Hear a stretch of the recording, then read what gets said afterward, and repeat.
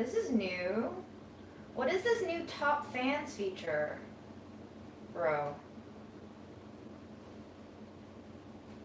This is so weird. I don't remember turning on this top fans feature, and in fact, I think I've made every attempt to say no to all the new features that YouTube has been pushing. They've been like putting out so many different things so that you get better sponsorships and you get more ad revenue and you get more like fan subscriptions, and I've just been turning all of them off. I don't know what's going on with this top fans thing. I mean, if it makes you happy, great. I hate it. It's especially because it's just like it's like everyone's being numbered. What is this? Gosh. Okay, well, I guess this is the internet now. Every day I spend on the internet, I'm turning into such a grumpy grandpa. Every time I find myself staring at my phone like an addict, I'm just like, this is bullshit. What the fuck is this shit? Anyway, we're gonna cook today, and New York's about to get hot in about 2 days again. We're gonna hit 90, so right now it's pretty temperate. It's sitting at 81 degrees Fahrenheit, which isn't bad. I got some farmer's market veggies, so we're gonna finish washing those. I have a lot of callaloo here, and I bought some garlic chives, and for protein this week we're going to eat some canned fish, but also going to cook off our second packet of this soy vegetarian chicken, which is basically just glorified tofu. Last time we boiled it until it was like mushy and falling apart, so we're not going to do that again. What we are going to do is try to attempt to read the instructions on the back, which are in Chinese, and I'm kind of illiterate, but I can like suss out half of the words, so we can like semi-literately make our way through. But I think the gist is that instead of boiling the whole thing, what you actually do is you wash this packet, you rinse it. Chinese people love to rinse things, which I think is a good habit. But Americans disagree when it comes to, you know, washing poultry and all that, so cultural differences and everything. But it seems like the instructions are saying that I should wash it and then slice it if I want to slice it, and then like basically stir fry with it or braise it. We're not going to braise it because it just turns into mush. So I'm going to wash this, drain it, we're going to slice it up a little bit, and then I was thinking we can basically sort of stir fry it with the garlic chives and a little bit of gochujang and maybe other spices, and just kind of keep that as a little protein side dish. I did buy quinoa again. I bought a huge bag of it this time, and this time it's white. So I'm thinking with white quinoa I can like more easily see chunks of grit as opposed to black quinoa where I couldn't see anything. I bought this when I went to Costco. I used up the last remaining Costco gift card that I found after Mom passed away. So I bought quinoa, I bought some hemp seeds, I bought a bag of matcha, and I bought a bag of chia seeds. And that came to be about $50. So I used Mom's last Costco gift card to try to buy myself some health food points. So maybe we'll cook some quinoa too. Actually, am I supposed to soak this beforehand? In a pot, combine 1 cup quinoa with 2 cups of water. Bring to a rolling boil. Let stand. Okay. So no, you don't seem to need to soak this. And it says you can toast the quinoa in a dry skillet before cooking for authentic South American flavor. Okay. So that's that. And that's what we're gonna do. I also went to Astoria yesterday with some friends, and I bought myself some roasted chickpeas, which is quite bland, but I like to add some spices to it. And I've been eating these like as snacks because I've kind of started weaning myself off of chips because of my like cholesterol saving diet experiment. So I bought these as snacks because my palate just needs something crunchy. And yeah, that's what we're gonna do today. So Welcome, welcome. I don't have any substantial health updates for you on my front. There's definitely something wrong with my autoimmune system. My ANA titer test was run again. This time it's a little bit lower than 640, it's 320, but there's obviously still something wrong. I went to the rheumatologist last week, and I will return in 2 weeks for a follow-up to read these new results that came through, but it seems like based on my like very lay person read of the results that just came in yesterday that I don't have lupus. It doesn't seem like any of the specific tests that test for actual lupus markers came back positive. So I actually don't know what it is that I'm struggling with right now. The good news is, based on this last blood test, my kidney functions seem to be okay for now. So hopefully my IgA nephropathy isn't like flaring too bad, even if it is back from remission. But I probably do have to see a nephrologist while I still have Medicaid. Who knows? I don't know when Medicaid is going away. And that's the funny thing about all of this is I can get all the diagnoses that I want, but if health insurance goes away and I can't afford treatment, then I'll just know that I have all these diseases and potentially not be able to like treat them. So that's fun. Welcome to America. So happy Sunday.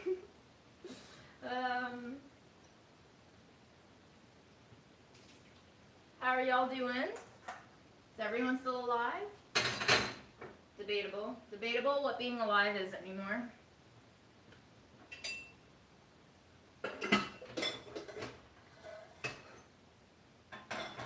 I did get this pot from the free table in my building basement, so thank you to my neighbor. Whichever neighbor decided to clear out their pantry.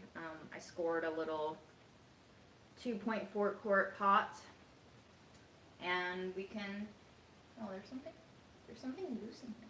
Interesting. We can cook some things in here.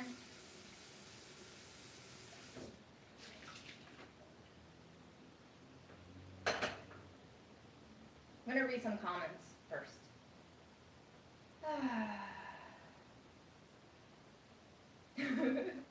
Oh, Alabama.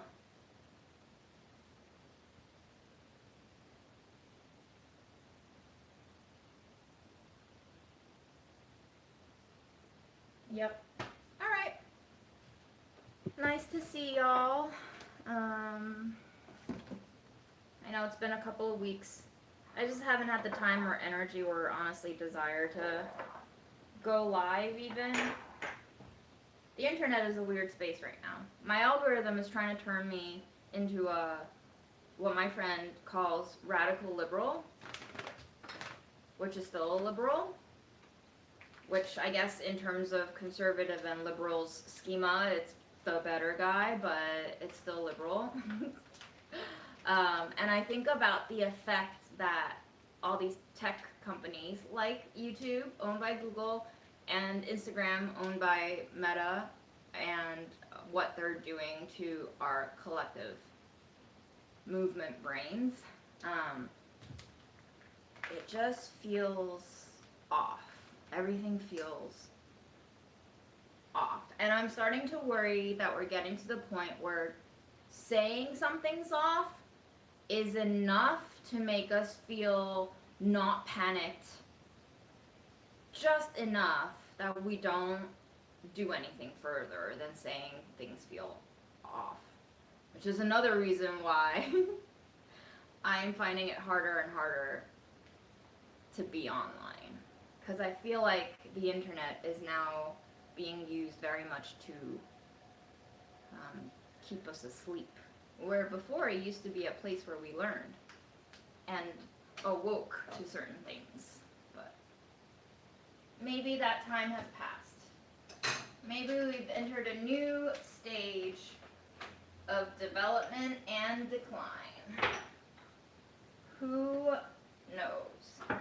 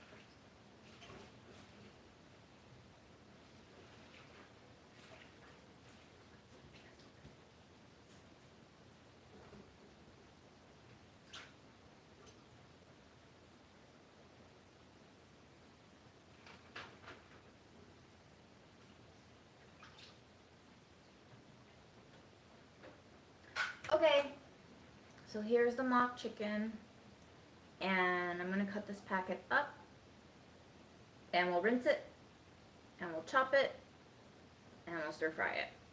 That's the summary of what I'm gonna do now.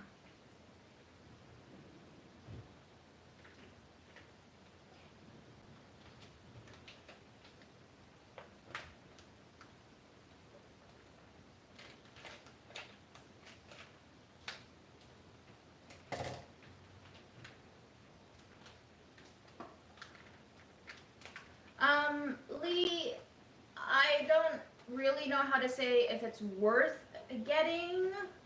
That's very subjective. Also depends heavily on taste, and whether or not it's on sale. I grabbed this when it was on sale. This is a 17.64 ounce, so 1 pound, a little over 1 pound of product. I got this for $2, and for a rather firm, compact, condensed tofu, I think 1 pound for $2 is a pretty good deal, because I normally buy 1 pound of just normal tofu for maybe $1.25, $1.30. So this was just kind of like 70 cents more to get me to try another version of tofu. It has a heavy baking soda taste to it. So if that's gonna bother you, I would say maybe not for you. You might be disappointed. But if you're down to be disappointed, just for the sake of trying a new thing, why not give it a try? You never know. Some people like weird things, like me. Like, I just saw this nail video on Instagram. Everybody in the comments is like, what the fuck is this shit? It looks horrible, in different languages too. So it's like cross-cultural shitting on this person's like nail art, and it's just very subjective, because I really enjoyed watching that video of some person just dabbling different colors and creating different designs, but like nail people freaked out because it wasn't the way you were supposed to do nails. So I think it's just totally dependent on what you want to experience and how open you are to being disappointed or surprised.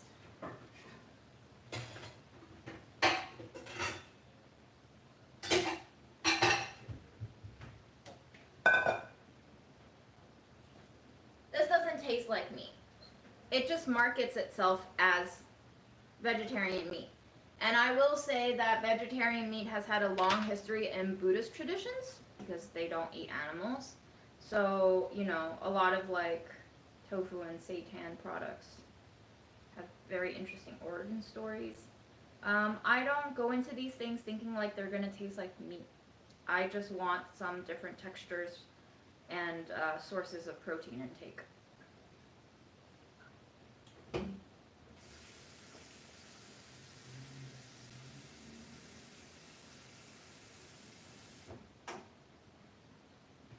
I think you're going to be sorely disappointed if you are stuck on this has to taste like this and bring me this amount of pleasure for it to be worth it. If you're stuck on the is it worth it paradigm of assessment, then like I feel like that's usually setting yourself up for disappointment. But I think approaching things with like, I wonder what this tastes like. I wonder if I can like something different. That opens up the opportunity for you to be more pleasantly surprised or just like exposed to something that you have never been exposed to before. And also knowing that, like, trying this plain versus trying it in a sauce, trying it boiled to mush versus trying it stir-fried, trying it air-fried, trying it deep-fried, like, all of those are going to result in different things. So it's not like just, is this product good? It's like, how am I going to treat it? Same thing with humans and relationships. I think we have a lot of, like, this person treated me this way, they're a bad person. Okay. And then it's like, end of story, right? You write them off, you move on to the next thing, you repeat the pattern.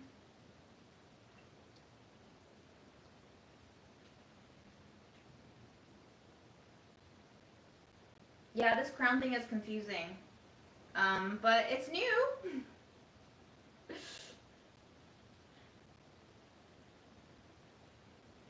Oh, I see. It's encouraging people to message more, so more engagement. Weird, guys. Weird. I hate how these things train us, both positively and negatively. Because, like, I hate this right now, so it's training me negatively. But if anyone likes being number one, it's training you positively to do something. It's strange.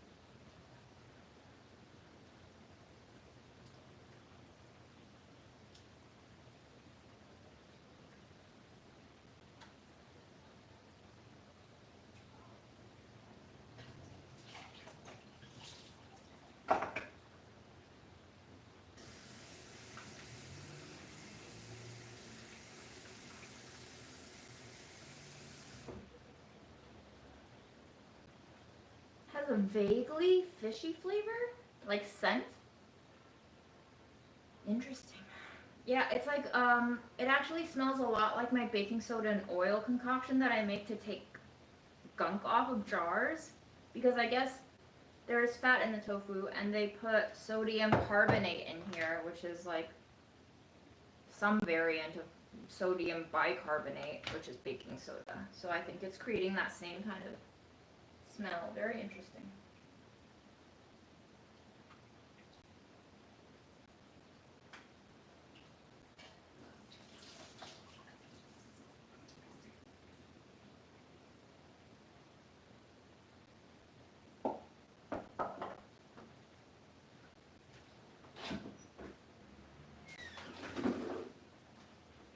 This is probably not great for my diet, but I'm just going to put in maybe like 4 fish balls. It is technically pescatarian, but there's just like a lot of additives in here and some oil, but I don't think it's big enough to make a difference in my diet, TBH. I have 9 fish balls left in here, so yeah, let me cook 4. Let me cook 5. I feel like I'm gonna be a hungry hippo. Whoops. Oh my god, runaway fish ball.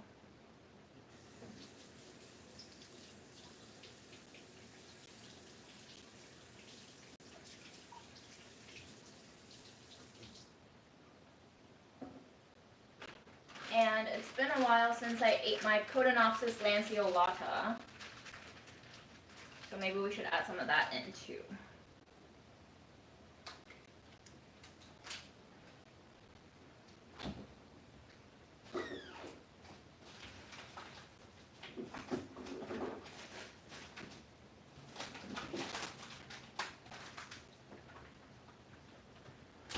Cotinopsis lanceolata.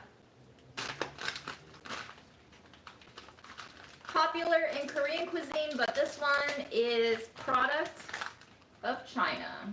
Fascinating. Bitten.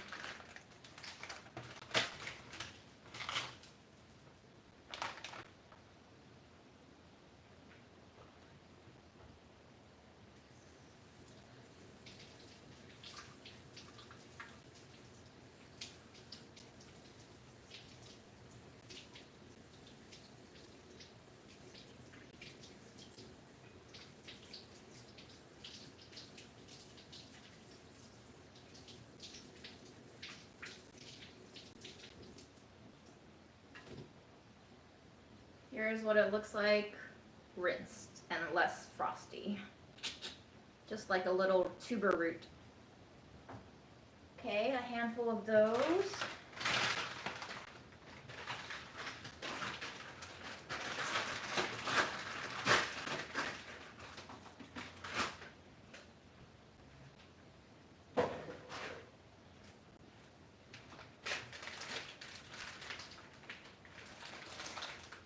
A lot of engagement doesn't equal good engagement is debatable because we now live in the age of any engagement is good engagement, which is why you have so many like rage bait stuff happening. Has been happening for years now. We a decade ago we started with like more than a decade ago probably. We started with clickbait, which is like you won't believe what kills you, sort of thing, and then it makes you click it and you're just like, oh, eating cereal might cause cancer.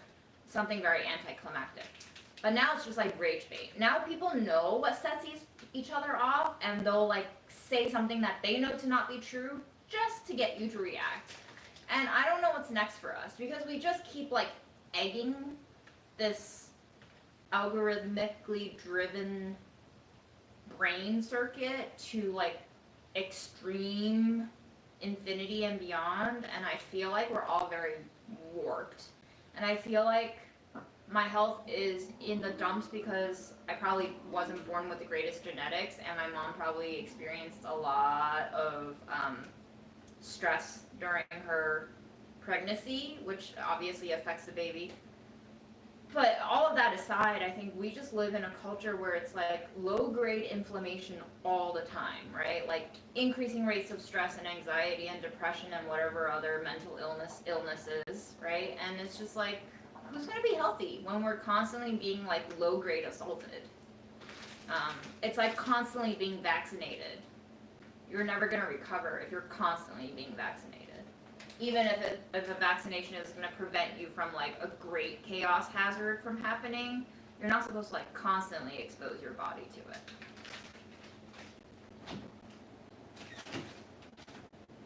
it. Anyway, what fat should I use in here? I can cook with olive oil. I should probably cook with olive oil, however.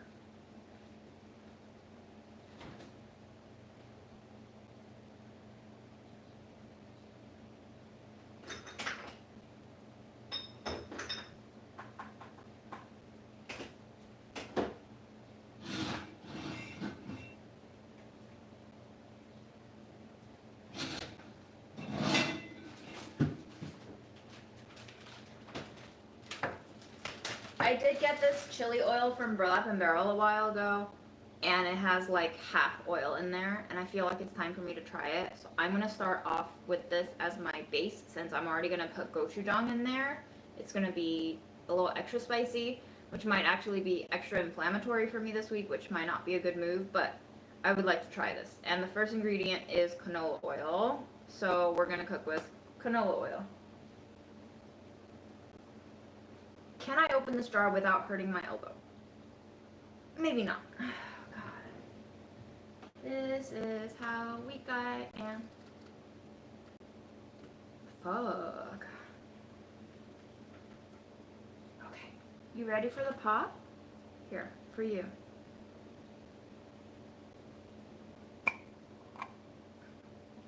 I hope you enjoyed that.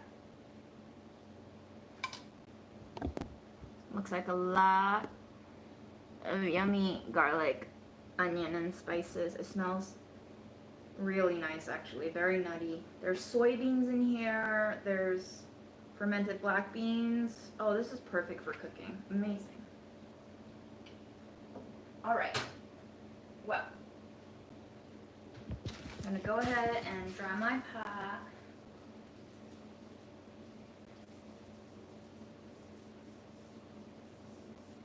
I don't know why it seems like my video keeps lagging. Could be my phone, could be my internet. I apologize for the last century technology. However, maybe it's good that you're getting a break from highly polished content. Maybe this is going to bring you somewhat back to reality. I don't know if we have reality anymore though.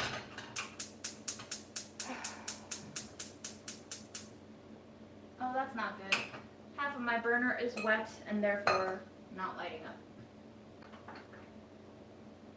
That serves me right for draining vegetables on here. Don't do that.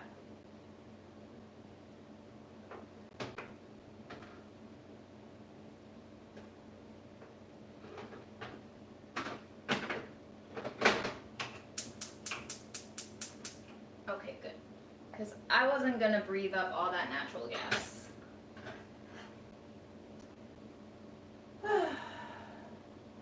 All right. Let us commence. I shall use this much oil to start.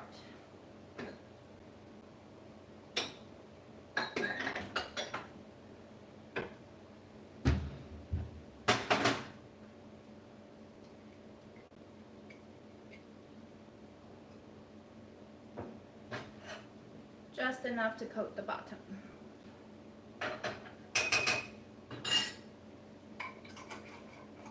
I'm going to turn that down to low. And I should probably have cut some of these before I turn on the heat, huh? Let me turn off the heat. Very uncoordinated. I also just realized that I didn't wipe these dry, so they might splatter a little bit. So I want to get a lot of them chopped so that there's less jumping out of splattering at me. The last thing I want to do is assault myself with hot chili oil in the face.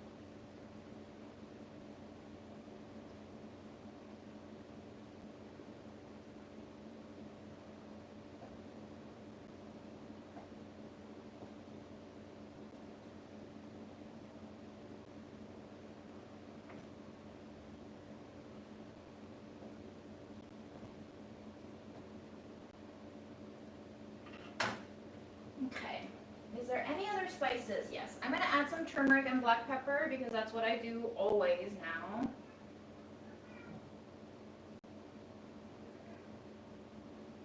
It's just a health combo for no other reason usually than just trying to get some health benefits from the turmeric and black pepper. And I would like also some white pepper. Although I don't have this ground up, and my battery ran out on the electric grinder. So now,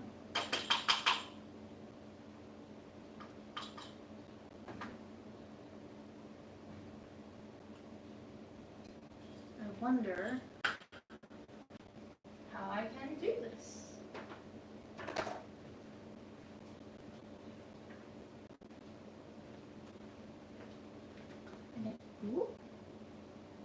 I can use this plastic grinder and a empty jar, which I know I have.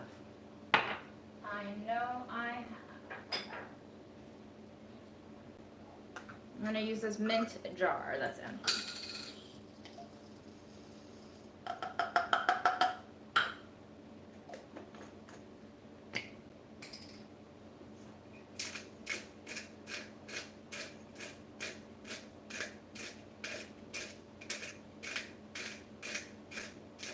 I'm trying to thrift a pepper grinder. Has not been successful so far. I found one yesterday, but it came in a set with a salt grinder. And the funny thing is the salt grinder had a plastic construction on it, while the pepper grinder had a metal construction on it. And I for sure would have bought the set if it didn't come with the plastic grinder, but it did. That's my story. I hope you enjoyed that side note. So if you find a peppermint at your thrift store. Buy it for me. Just kidding, don't buy it for me. Well, I'll never get it from you. Okay.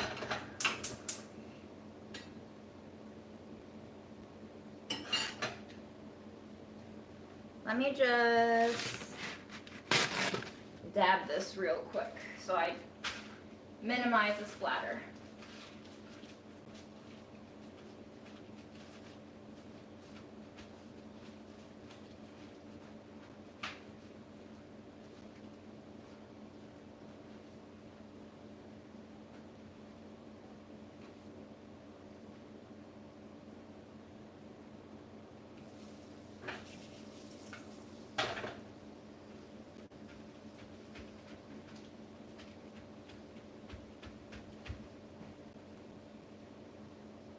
July 6th was the anniversary of Grandma's final trip to the ER last year. And also the day that my immune system probably dipped to an all-time low and allowed mono to surface. So it's been 1 year of me being really unhealthy. It's been really interesting to think about this past year. It feels like a lot has happened. Like, a lot has happened.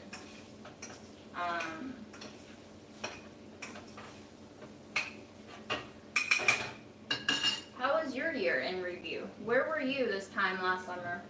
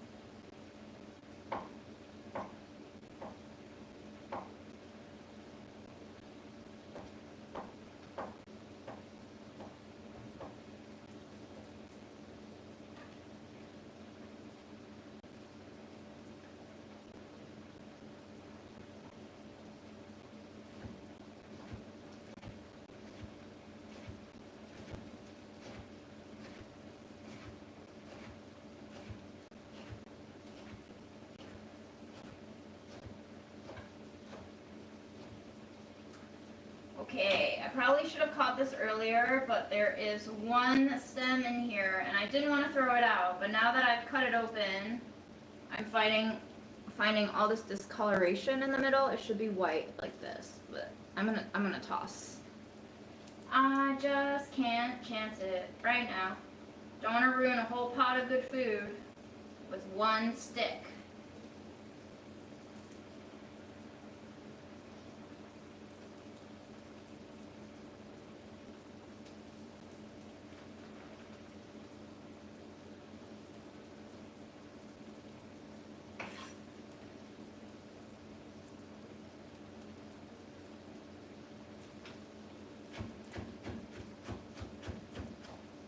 Cotinopsis lanceolata can have a slightly sweet parsnip, but also slightly medicinal taste. So I like to chop it up and kind of give it a mince, like a coarse mince.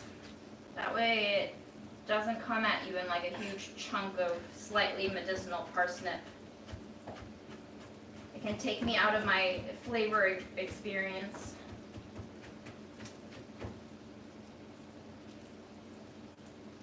smaller doses.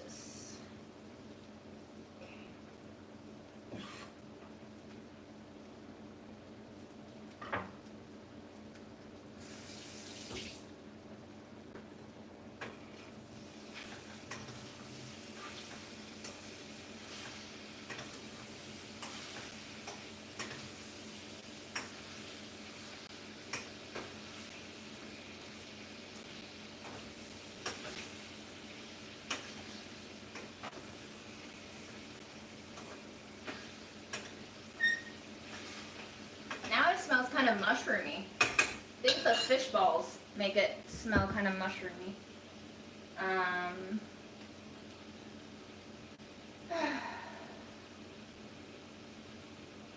Gonna read some comments after adding a little bit of water to this.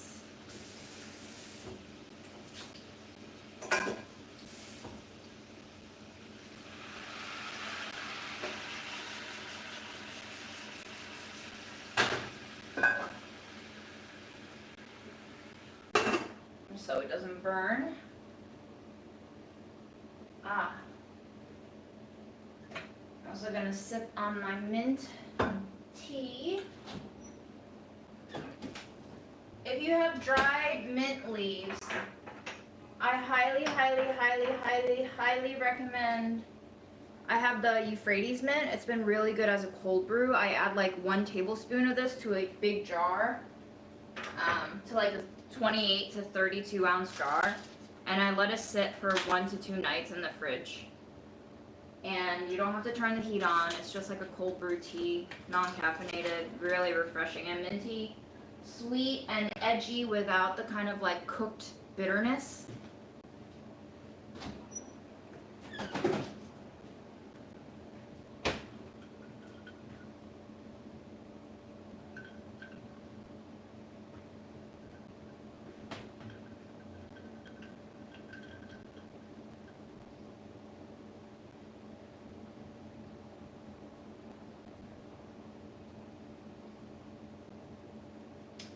Oh, burr grinder with the salt grinder as ceramic, so it will not corrode. I see. I don't need a salt grinder though, so I probably should have just asked the shop if I could have just bought one of them, or maybe I could have bought both of them in price and just left the salt one behind. Do I have an Amazon wish list? No, but thank you for asking. I have my own shopping list, but I don't really need other folks to buy anything for me at this point. I'm pretty set. I've decided over the last 2 years that like I'm gonna reserve a part of my mom's money to give and share with friends as needed.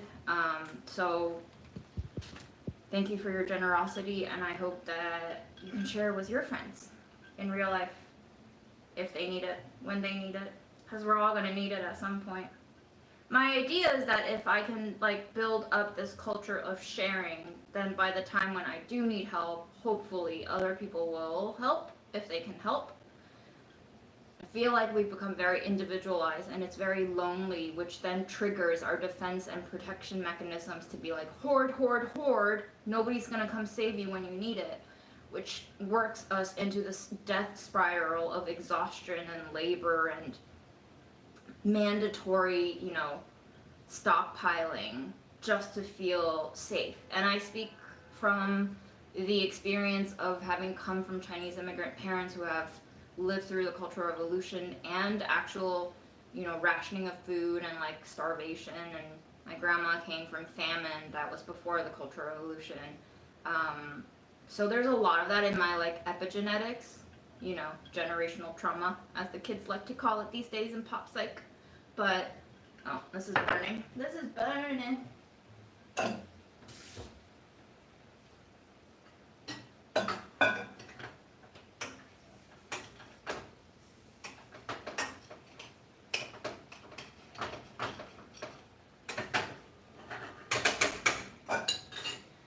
just been thinking of ways now that I'm in a place where at least financially I'm secure for now. Who knows what's going to happen to the economy. But like my health is at a pretty all-time low personally for me. how do we break out of the cycles of defense mechanisms while we still have time to change those repetitions?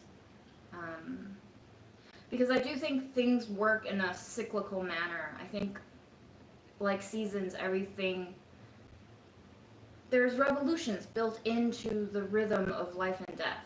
And it's not always a revolution in the direction of change. Sometimes it's a revolution in the direction of repetition. And so is it possible for us to kind of redirect that repetition momentum in a slightly different style of operation so that we can perpetuate a sort of movement away from things that keep making us feel like we're just hanging on by a bare thread?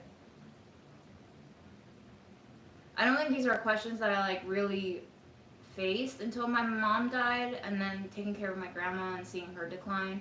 I think though these are worries that have always been staling in my own brain and rotting there and causing depression. But I think now that I've had to face actual death in the family, the rot has begun to be cleared out, and now I can see what's left to salvage, and recycle and reform. So I don't know, constantly in thoughts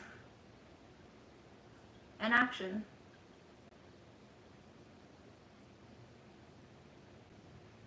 I think a lot of anxiety comes from thinking a lot and not acting on any of it. So action is necessary as a complement to thought to get it out of your system and to experiment in real time, in real life, in real space, what your thoughts can be in reality.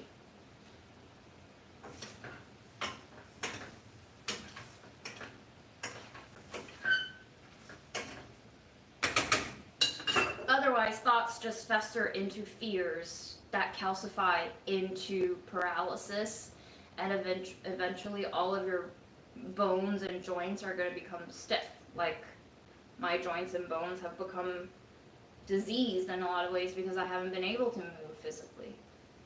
I think there's a lot of connections between the psychological and mental and the physical and biological, like, functioning. A lot to learn.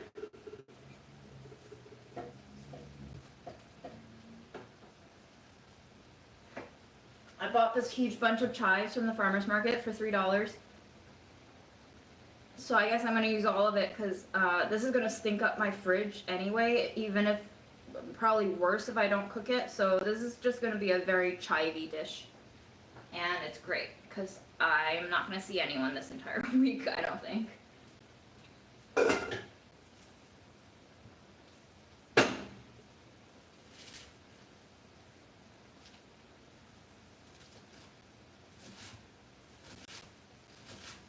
I think the last time I bought garlic chives was when Grandma was still alive. It's really interesting. Every time I cook something and I come across an ingredient that I haven't handled in a while, that's like the thought pattern that immediately surfaces is, oh, Grandma was still alive the last time I cooked this. That's the way my brain measures time now, because time has become so surreal.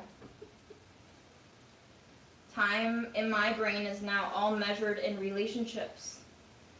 You know, oh, the last time I ate this, or came to this place, or did this activity was when I was still dating that person.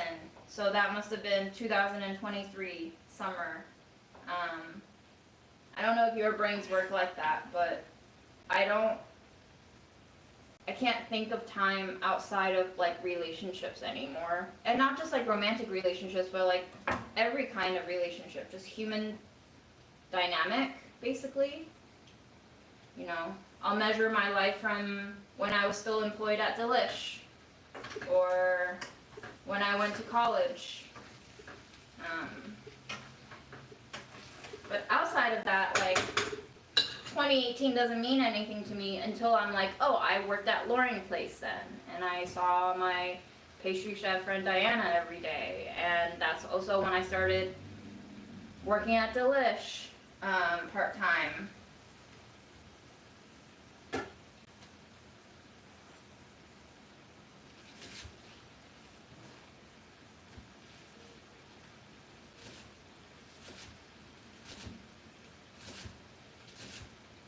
So like we always like to measure our progress in terms of, oh, I haven't really, surpassed this metric, and I've already spent 6 years on it.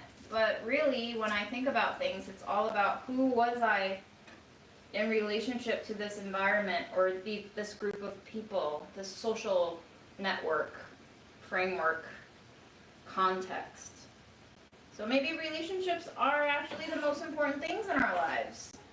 It's how we define ourselves, is who we are surrounded by, who we engage with, who we spend our time with. And like now, it's all gone to so much shit because we don't center relationships in our lives anymore. They've become very functional, or as 2 of my exes said, transactional. But I don't think they meant transactional in the way that I mean transactional. Or maybe they were projecting, who knows? Maybe it occurred to me sometime later that maybe they were the ones always thinking about things in a transactional way and therefore interpreted my actions as transactional actions. Because I don't think I looked at my actions as if I was expecting anything in kind, in exchange. But who knows? Anyway, you're getting my stream of consciousness today.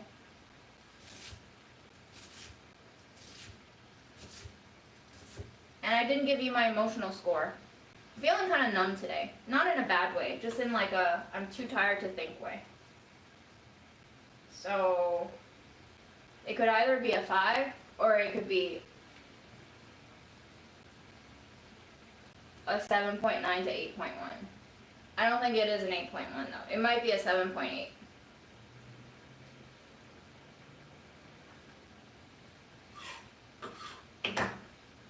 If arbitrary numbers make you happy. Oh gosh.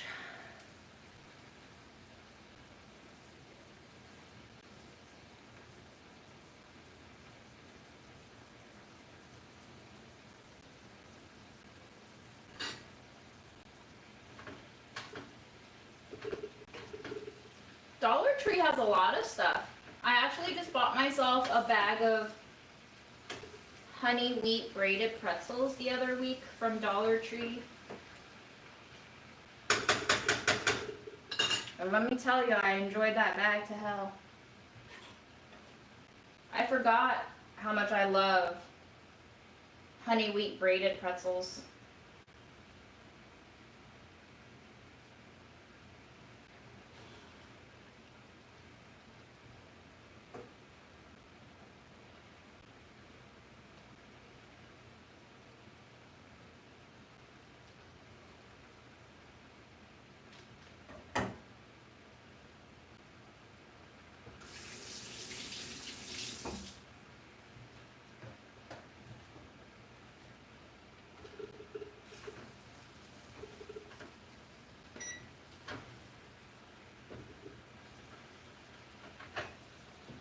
Got a full pot going. It's not meal prep until I have a full pot going.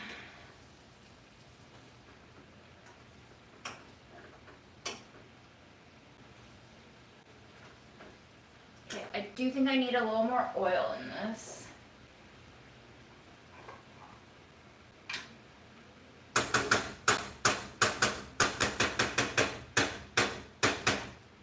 Hope you like my song.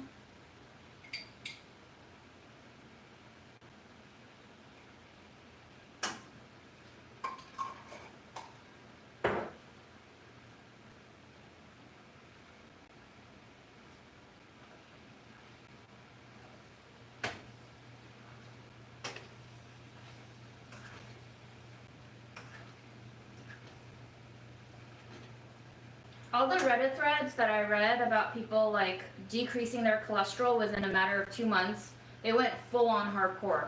They were like, not only did I go vegan, I cut out all fat from my diet.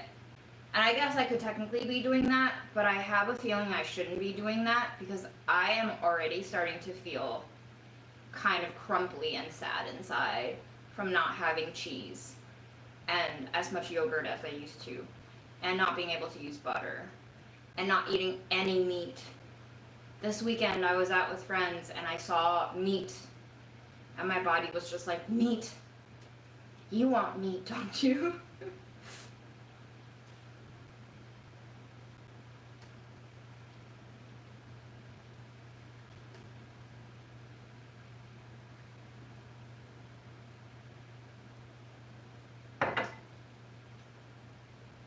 Yeah, I'm reading some of your comments. It's true, Gloria. Some people are just in your life for a season. I wish that weren't true, but it has turned out to be true for me. I was so innocent at one point in my life. I was just like, if I like you and you like me, we can be friends forever, right? Even if our dynamic changes.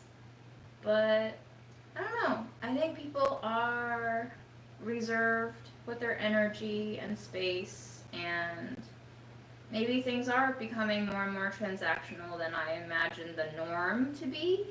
Like, I always knew certain things were transactional. Like, a job is very much transactional. Very few people love their job. Even those who love their job mostly show up because they need the money, and they get the money, and that's a transaction, and that's fine.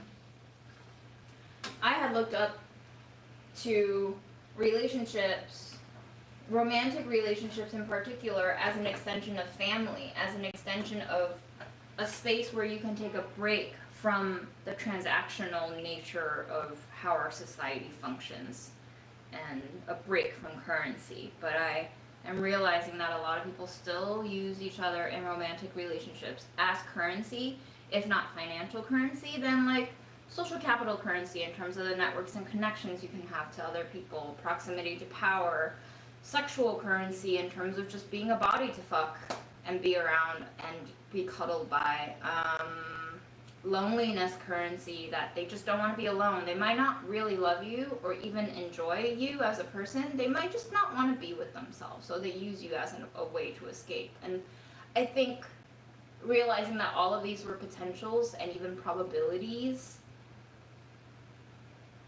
was like a big part of heartbreak experience and learning.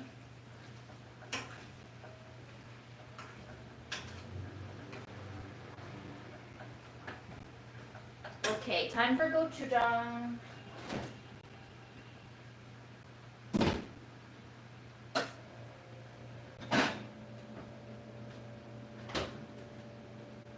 My farmer's market gochujang is delicious. I used it in some tofu scramble this week. So delicious.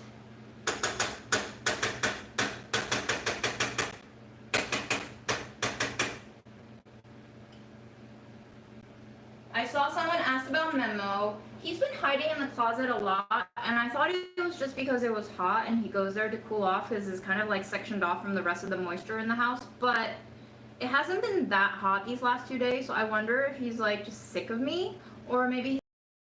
But he still seems to be eating food and like pooping on a regular basis, mostly every other day. Yes, I do track his poops on a calendar, just to make sure that he hasn't been like not passing excretion for too long. As a metric of a gauging wellness, I suppose, I've resorted to poop surveillance.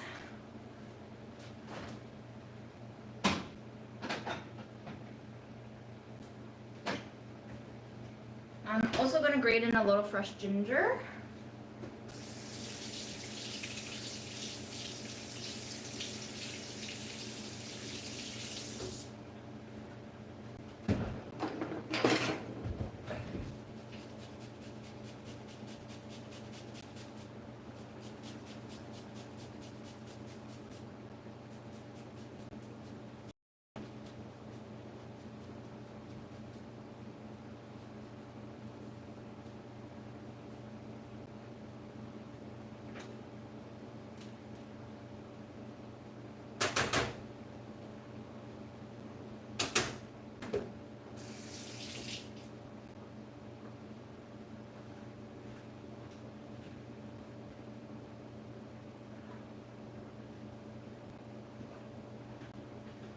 I'm going to use some purple shallot powder and black garlic.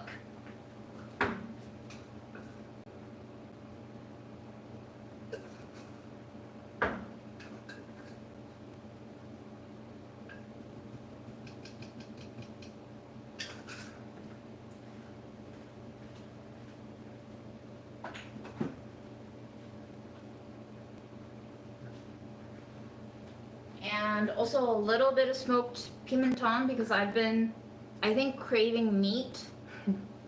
And this kind of makes it taste more like meat, incredibly so, just from like a singular spice, but this spice makes things taste way meatier.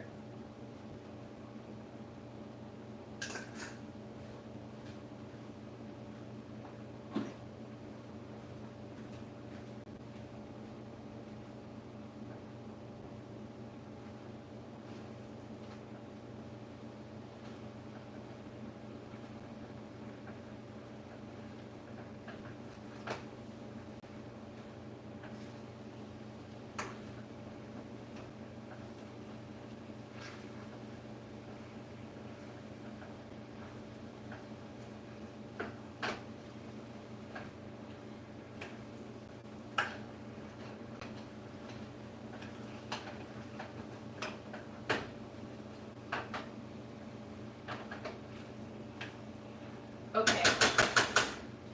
I don't know how long we've been cooking, but it's starting to feel like the tofu is turning to like mush again. So I am going to stir this 10 more times and then blast the heat for 10 seconds and then turn off the heat and let it lid so that the caramelization on the bottom of the pot can kind of lift. And hopefully all the spices are pretty evenly distributed now. That was probably 10 times. Blasting the heat. 1, 2, 3, 4, 5, 6. Okay. Heat is off. I'm going to read some comments.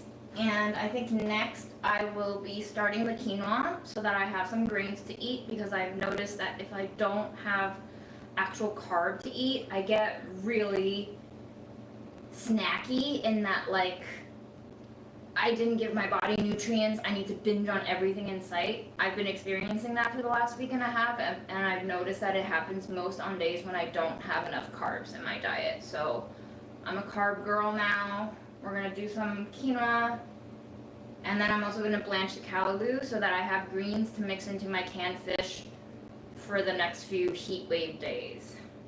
That's my schedule for my brain. Yes, my dad is still alive.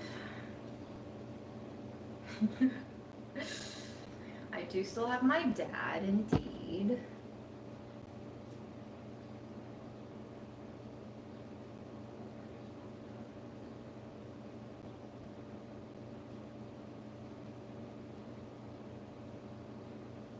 The pot has this soy chicken, mock chicken. It has some Codonopsis lanceolata minced. It has 4 fish balls in there, 5 fish balls in there minced, sliced. It has spices, and it has a $3 bunch of garlic chives from the farmer's market. It has some chili oil and gochujang and fresh ginger.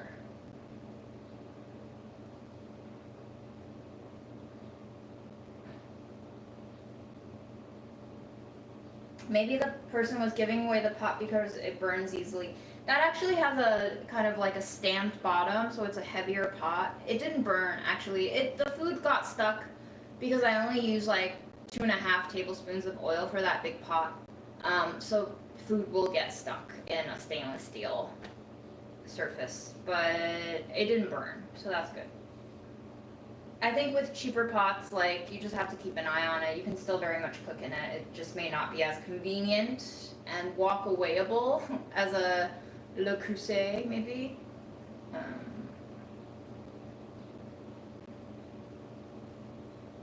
Yeah, I'm Gloria. Gloria and I are on a very similar page right now. I am also staying away from men at this time, romantically for sure. I've come to the realization that I have been raised under a patriarchy and fed these myths and legends and fairy tales of what men and women are, even though I feel like I have been liberated by feminism and blah blah blah, all these different waves of feminism. But it's just like, you know, you're constantly being fed media stories, movies, narratives of dating success stories and happy endings and all of that. And like, I think it wasn't until I started dating people in the last 2 years that I realized that like men are just people and also children.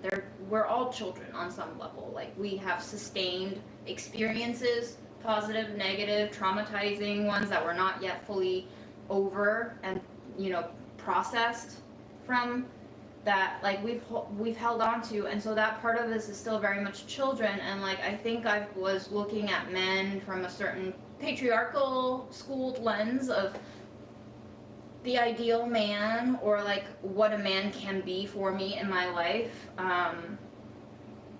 emotionally speaking. And I've realized that actually a lot of the men that I've dated do not have what I was hoping to find, and that actually I can maybe be a better man for myself. And especially now that I'm more physically sick, chronically ill, and my energy is so limited, that I would like to sit down right now. That I realize that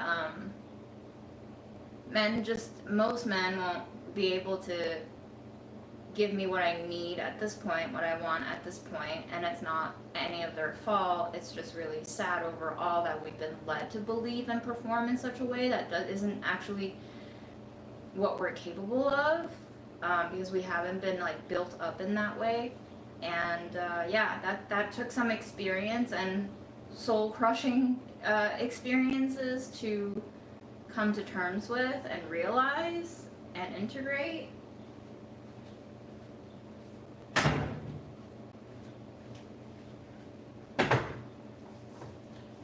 Here's a snake painting by my friend Nez. She gifted to me when I moved in here. It's been hanging out my window. I had to take it down to like clean the window. But here's my snake friend. I actually don't remember which way she hung it. Maybe it was this way, because I hung it this way, and I think it was the wrong way that I've been hanging it. And then here's a cookbook that I bought. This came out a few years ago, but Ileana makes the adobo and saison blends with Broth and Barrel, and she's trying to hit a certain number of books sold to be able to like actually receive royalties from this cookbook. That's right, when you write a book, you don't automatically receive royalties. You have to sell a certain number of books, like many thousands of books before you can get royalty. So that's what's sitting on my stool that I'm about to sit down. And here's a kid-sized Broth and Barrel apron that I took from when we set up the booth at the fancy food show, and they were going to leave it behind because you leave a lot of stuff behind at these trade shows. And I was like, I want it, so I took it. Anyway, that was a show and tell of what's on my chair that I'm about to sit down right now on. Anyone get acid reflux from cheese? Possibly. I've certainly experienced less acid reflux as of late, so maybe it has to deal with my dietary changes, which are probably good for me, but my body is very sad in terms of just lust for certain foods. So hopefully this cholesterol goes down a little bit over the next 3 months, just so that I know I can have an effect on it. If it doesn't budge at all, that's probably not great news, but hopefully if it can go down a little bit, I can just start adding back some of the stuff without overdosing on them like I used to. Dark Souls said, I was telling my therapist I don't know how to even establish relationships anymore. I feel so out of the loop. I think the people who understand you will understand you. I think if you're experiencing trouble establishing relationships, it's because it's not natural. Like, people are performing a self and an identity, which we all do. I'm not saying don't do that. I think it's necessary for us to perform. But if the friendship doesn't like evolve organically, you're probably just not meshing with that person. There's a lot of people on Earth. Are we at like 9 billion yet? You're not gonna mesh with all of those people. Especially now that we have like an algorithmic lifestyle and we're all in our own rabbit holes of content that like actually conform to both our pre-existing thoughts and manipulate our future forming thoughts. We are evolving with our algorithms, and if our algorithms are all different and siloed, then we will become more and more different and siloed, and like in a lot of ways we'll become very fragmented and cliquey, and even within those cliques will be fragmented, which is maybe why like the left in America can't get their shit together. But I don't know, I'm just projecting a lot of things onto other things.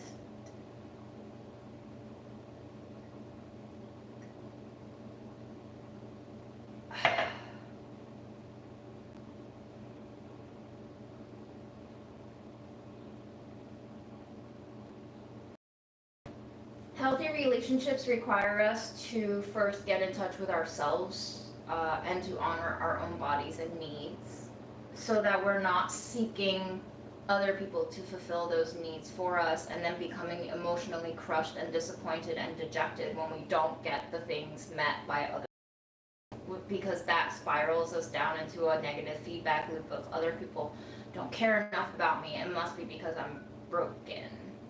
Like, it traps you in that narrative. I'm projecting again. This is probably how it worked in my brain for a very long time.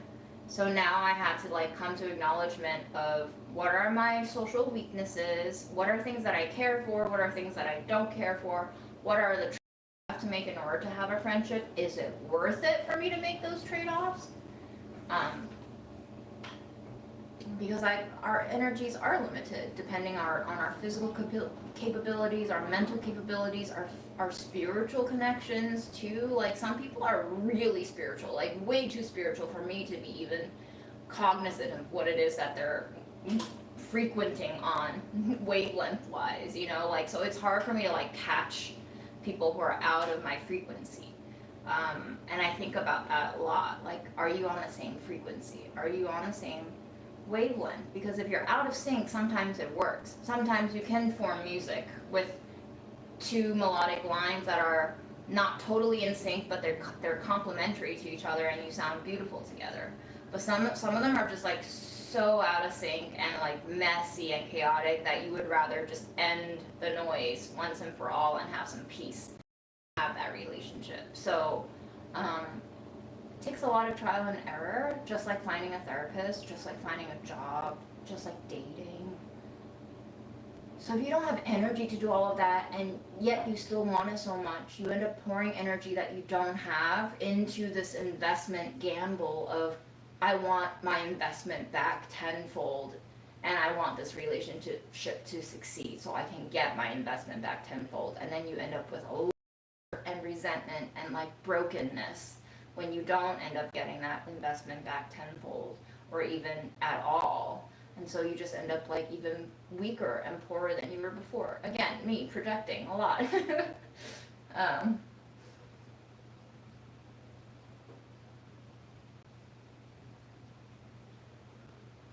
Yeah, I'm still doing oil. Like, I need my fats. I'm still eating nuts and seeds. And you know, I haven't eliminated all fat. I think I need fat. I eat some chocolate from time to time too, just because I don't want to like make my body so unhappy when it's already struggling so much. But I am eliminating all meat, all butter and dairy, except for my 6 remaining frozen Go-Gurt sticks in the freezer for the hot days. And that's just for 3 months. I'm just doing this until September when I do my follow-up blood work to see if this change budgets the cholesterol levels at all. This is just to see if what I have is genetic high cholesterol or like lifestyle compounding genetics.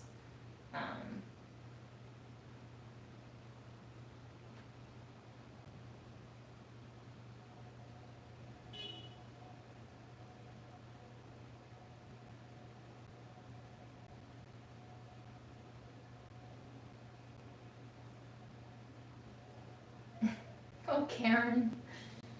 Oh man. Yeah, I think men can be soul suckers if you willingly give them your soul. And I was ready to like give them my soul. So they took it because I offered it. And I learned that I can't afford to give out more of myself anymore at this point because I'm on a struggle boat right now, physically and emotionally. So it's kind of like I went to the casino, I lost big time, wasn't enough, I lost big time again, and wasn't enough, and I lost big time again, and the fourth time I was like, nah, I'm not gonna go to the casino. I'm gonna work off my debt, I'm gonna try to get back out of the red, and then we'll talk. But right now, I can't even think about the casino unless I just really want to throw my life into the trash fire dumpster. And I don't think men want me anymore, which is great. I think I've been slowly realizing that I should get to a place where like men, as dictated by society's standards, don't want me anymore, because I think those people are maybe still stuck in the fairy tale that I used to be stuck in and working on a dynamic that I no longer want to be a part of. So hopefully I'll find people, men or not, who can exist on a similar frequency that is compatible and complementary. In the meantime, however, I'm just trying to be in frequency and complement to myself. Work on myself, health first.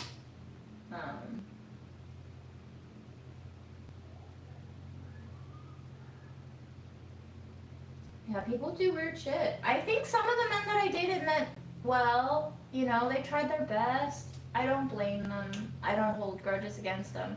But I've realized that, like, whether or not they are conscious of it, whether or not they intended to, they have hurt me, and being in relationship to them is going to potentially damage me in a way that I cannot afford to be damaged any longer. And so it's just like a negotiation with myself of, like, be honest. What can you actually handle? So yeah, it is sad to have the fairy tale drain away, and just not even talking about romantic relationships anymore, but just our understanding of the world and politics and our agency and all of that. All of that has also been glazed over with fairy tales. And I think a lot of people need time to process the downfall of that facade of fairy tales, myself included. So, you know, you're gonna have to like cry and grieve about it. It's kind of like scraping your knee as a kid. A lot of kids can't just go back to playing. They need to tend to their needs, and they need to tend to their emotional needs as well.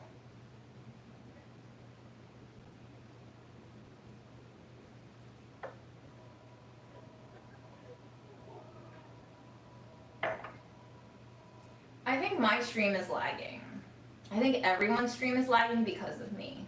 But maybe your stream is extra laggy because you also have bad internet. But my phone is really old and it's probably gonna crap out and die. So once this phone dies, maybe I don't live stream. Maybe I'll go back to videos. Because I am determined to not buy new pieces of screens anymore. I'm just gonna work with like the half-broken machines that I have. So I'll start making shit on my DSLR or whatever once this breaks. And we'll just adjust. We'll keep going with the flow.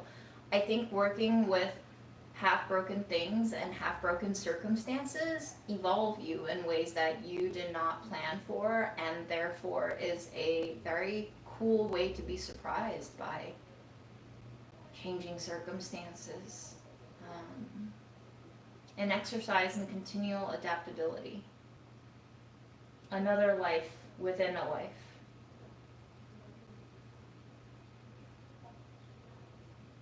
Oh yeah, love bombing and then a drop, but not an end in communication, and when I call them out on it, they dump me or label me as combative. It depends, right? There's so many different camps of people. A lot of people love bomb. Some of them actually mean it. Some of them don't mean it. some of them mean it because they want to manipulate you for their own purpose, and some people do it because they just change their minds and can't commit. So it's just like so many different combinations and coordinations of intentionality. It's hard. It's hard to read people. I'm not good at reading people because I tend to be more self-centered. I love this concept called theory of mind. I have a weaker theory of mind where I have, for most of my life, projected my way of thinking and conceptualization of the world onto other people, and just by default thought, everyone probably thinks like me. So I've treated everyone as if they operated like me.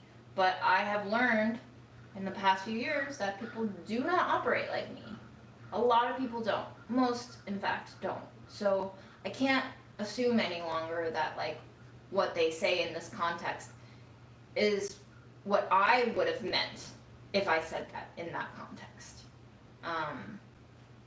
That's where a lot of my social downfalls and balls dropped have resulted from, is like me projecting my way of operating onto other people, and therefore inscribing meaning onto their actions as if they were my actions in those circumstances. But people do similar things with wildly different intentions, and you don't find that out until later.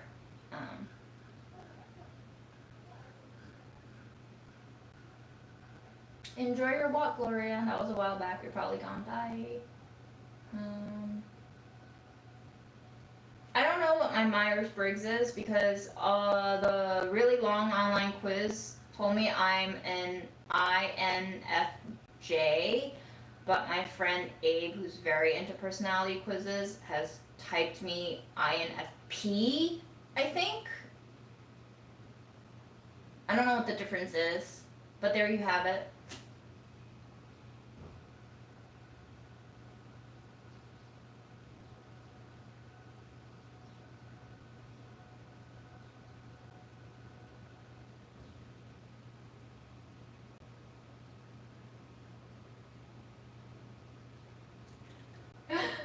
Kinda coiny.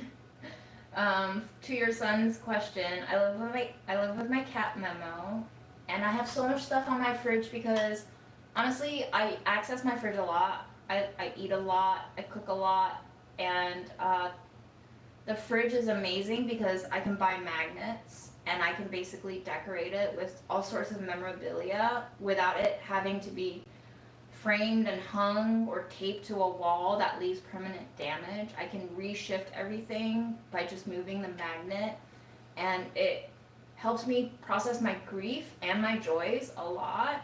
There's stuff on there from my last job, memorabilia that my ex-coworkers gave me on their trips, recipes, grandma's medication list from when she was still alive that the doctors gave me just for my record, collages I made probably like 8 years ago, cards from friends and coworkers, menus of places I've been and eaten at, pictures of family members, my tattoo designs. So it's just, most people decorate their bedrooms, I decorate my fridge. I hope that answers your son's curiosities. Thanks for asking.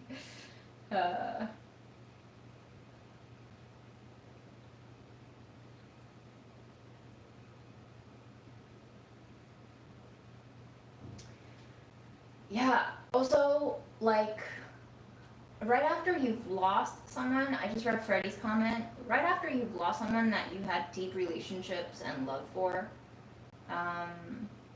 dating can be wild. Because I think you're still grieving, so you might be, like, displacing a lot of that love and grief onto the new person very quickly. And, yeah. It sets up a lot of deep but potentially traumatizing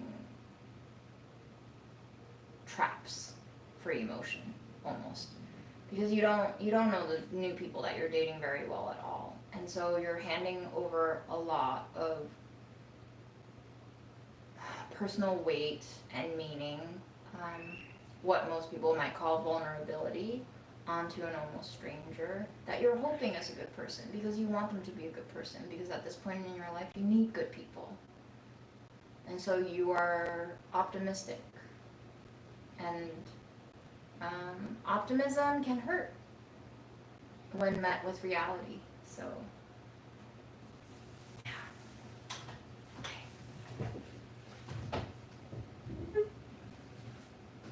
Shall we wash some quinoa?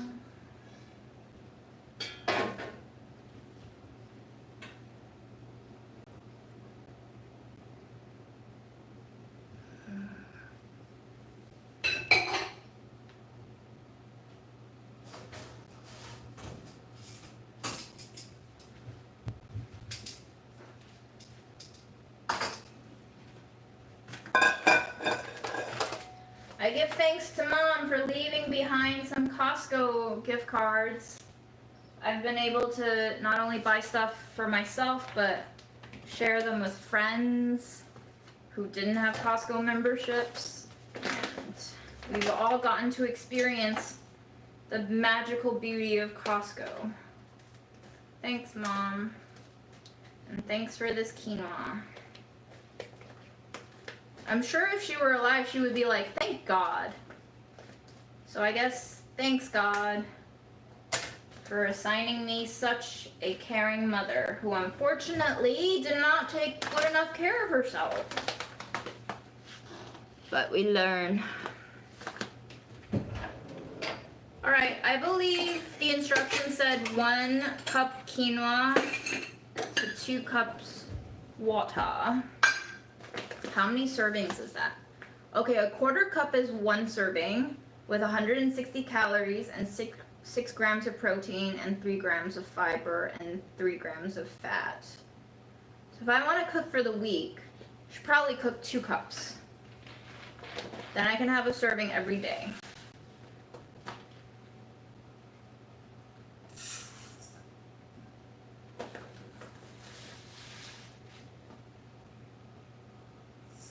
Although I'm very, very, very weary of 1 to 2 ratios, especially with like rice. So many rice packets tell you 1 to 2, but then you always end up getting like waterlogged rice. Oh no! This is one of those Ziploc bags that don't zip back up. Dang it. I hate this packaging flaw. Why do you do this? Why can't you just make it usable? Alright, we're gonna have to transfer this.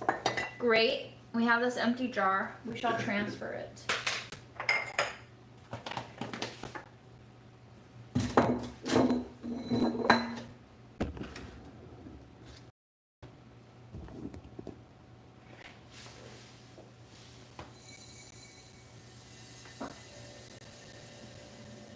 Also, according to this package, there's 46 servings per container.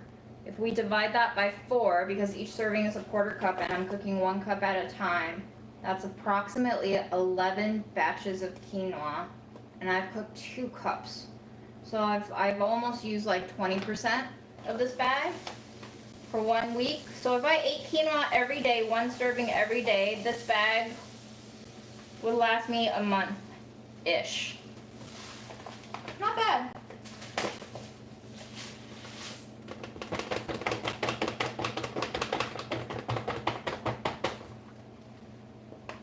I don't know how Costco keeps its prices so low. It's scary. This is a 4.5 pound bag, and I believe it was $10 or maybe $11.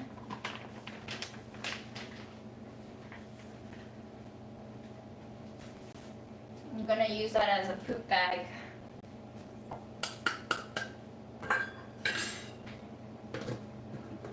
Actually, I don't want you in there. Never mind.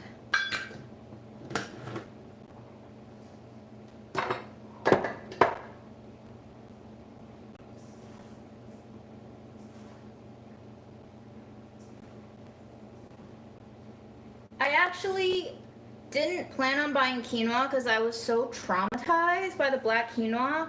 But I found this guy sitting on like a column ledge by the checkout. This bag was abandoned by another shopper, and I was just glaring at it, like fixated on it. And my friend Peter was like, "Do you want that bag of quinoa?" And I was like, I'm pretty traumatized by quinoa, so like, no. But then I was like, but why is it waiting there for me? It feels like it was waiting there for me. It feels like it's trying to redeem quinoa again for me. And it's white, so, you know, hopefully I can have a little more supervision. But we'll see. We'll see.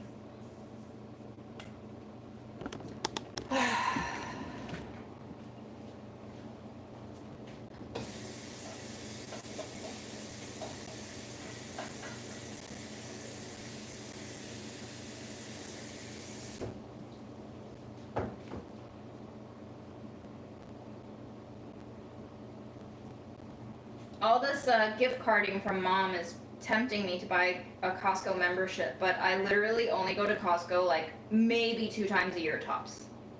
So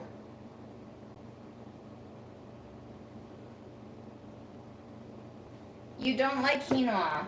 Is there a way to cook it to taste good?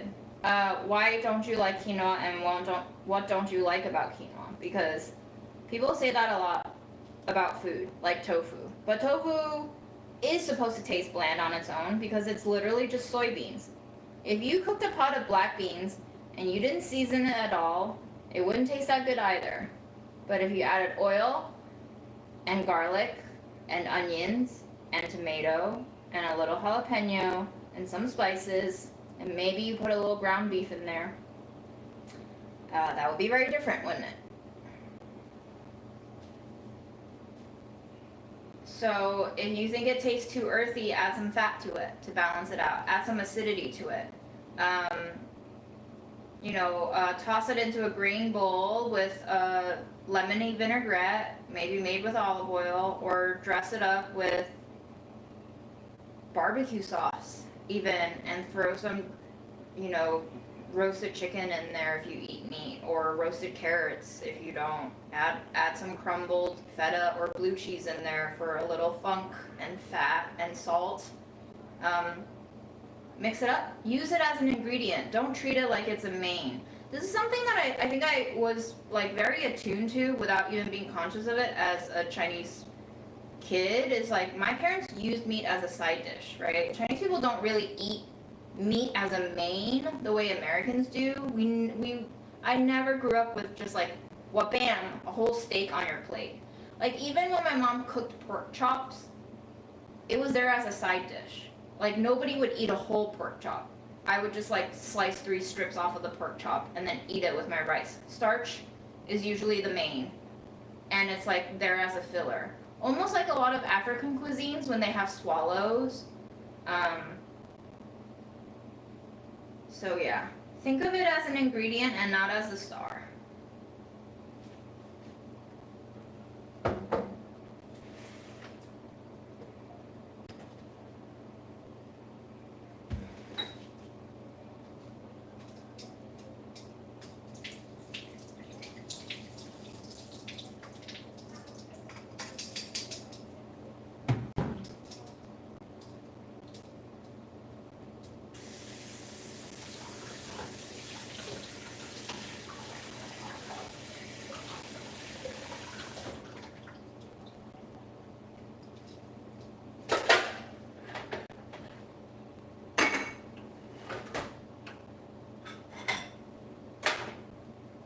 Do we think this is going to hold 2 cups of quinoa? It's a very bad idea. Sometimes I don't even need to like finish my thought to know that it's a bad idea.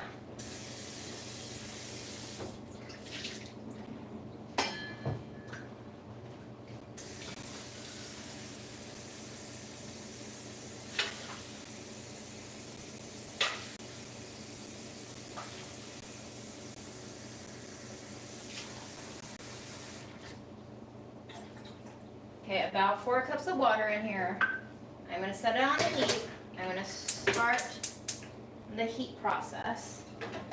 as I continue to wash my quinoa.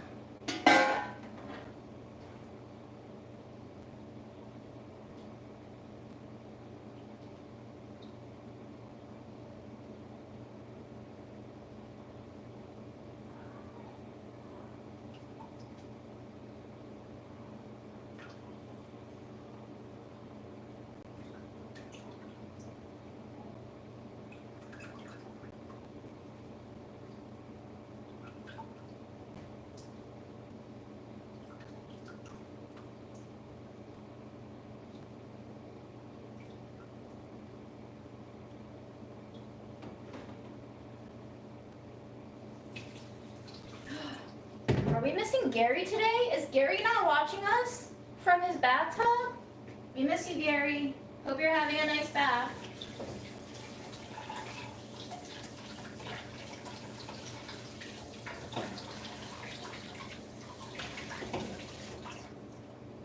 Ooh, are you a piece of grit? I see you. Are you? Is that what you are?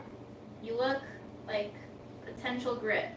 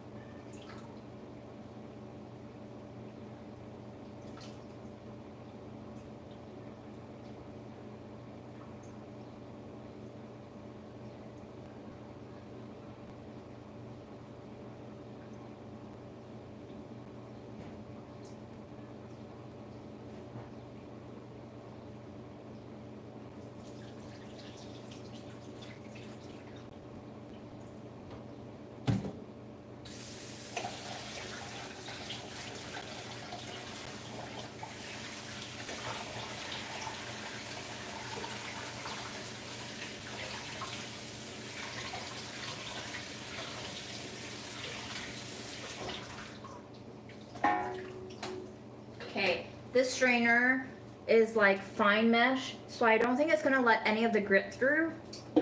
This is a big problem. I don't know if I can buy a strainer that has enough holage to capture the quinoa without letting it through, but also letting the grit through. Like, I bought this strainer, or rather the sifter from a dude in Brooklyn.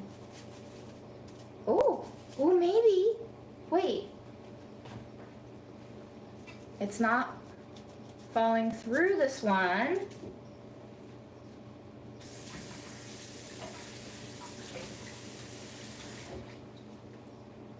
Maybe this one is perfect for washing quinoa. I was hoping. It was just this old grandpa selling the strainer in his backyard.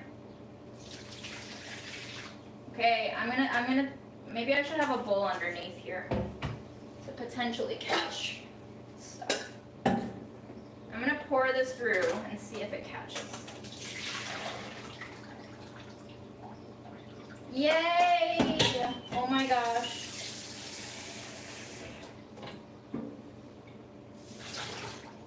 Oh, this makes me so happy. I bought this exactly to wash quinoa.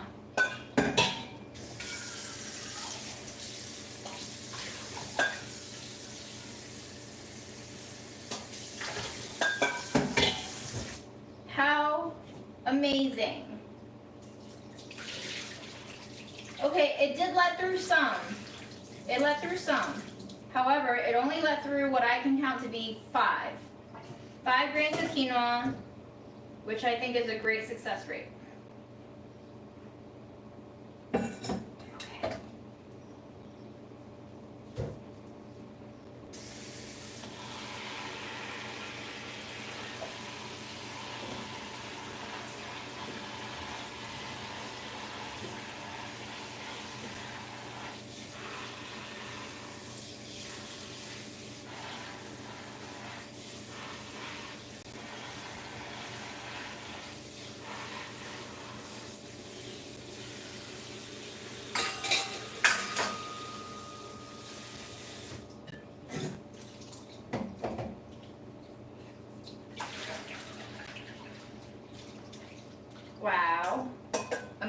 refreshing, delightful.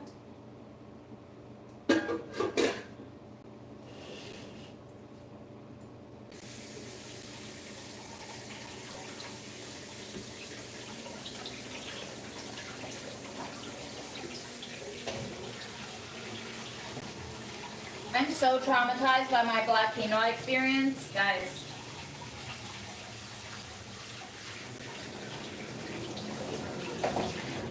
Okay, sorry. That was the most water I was gonna waste this week. But hopefully, this will redeem my trust in quinoa again. I wish for nothing more than this. This is all I wish for.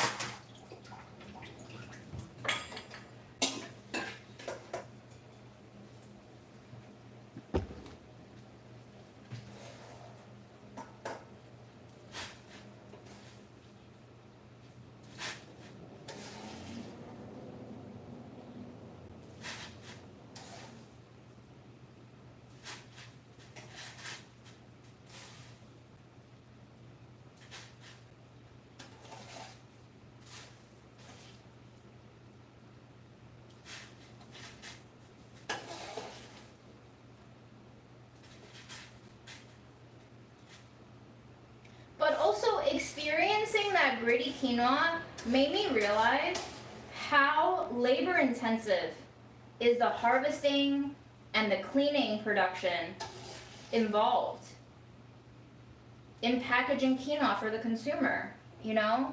Not just like planting it and growing it, but like harvesting and cleaning it and then packaging it for consumer use. And then to think all of this effort going into quinoa that costs just about $2 per pound. I mean, same thing with rice too, you know? What are the practices going into producing all of these things to make them so available at these price points? Scary to think about. Scary to think about.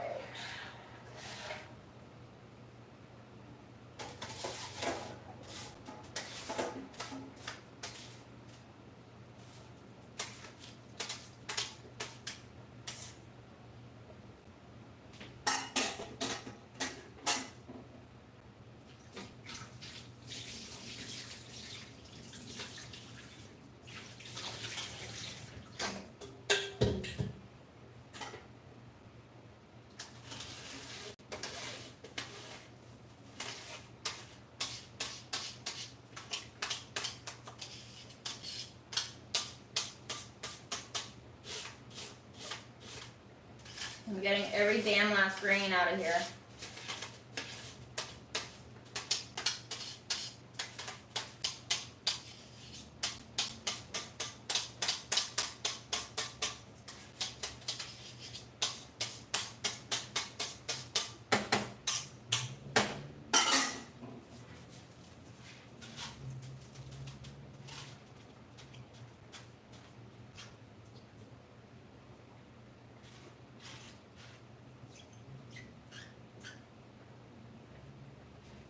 Okay, maybe not every last grain, but I tried really hard.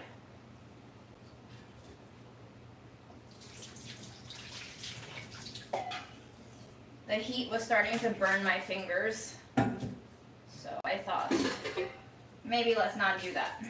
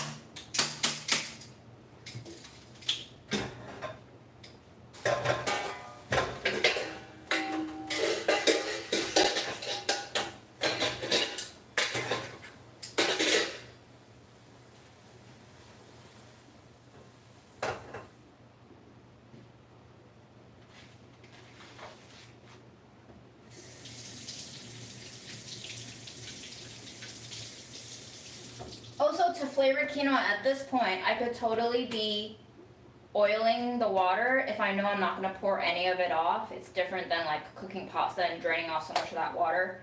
I could be adding spices. I could be flavoring the shit out of this water right now. But I want to keep it plain so that I can mix dressings and condiments onto it on the day of for variety. But, you know, it's an option if you wanted to imbue your quinoa with more flavor, if that is what you seek. I don't know why I washed my knife, because now I need it again to cook my greens.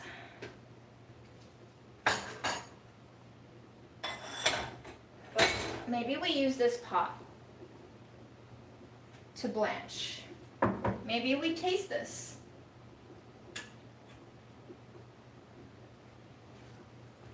And see what it tastes like.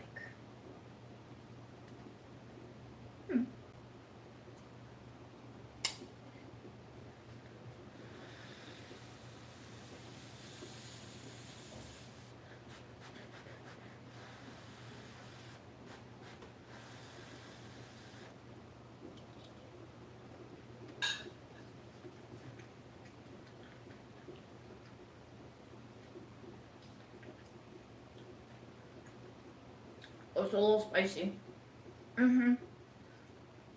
But good.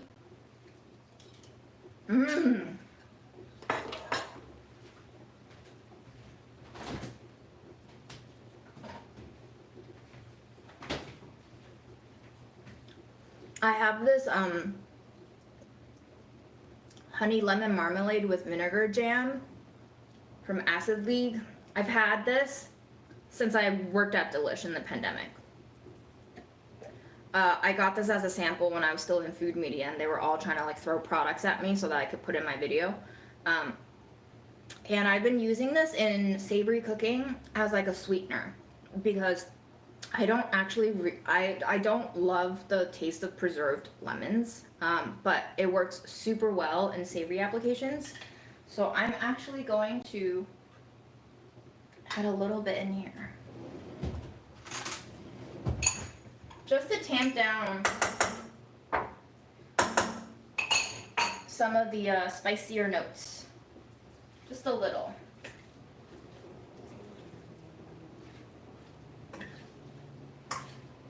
And actually, I forgot to put it in while we were cooking, but where are you? I need to add, I ground up more red yeast rice. I'm gonna add some in here.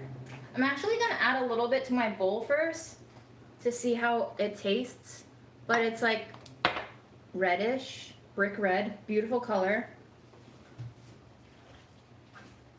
And it's supposed to have cholesterol lowering properties. It's not FDA approved, by the way, so like, do not do this at home. Whatever legal disclaimer I have to say right now so that you don't end up suing me for bad medical advice.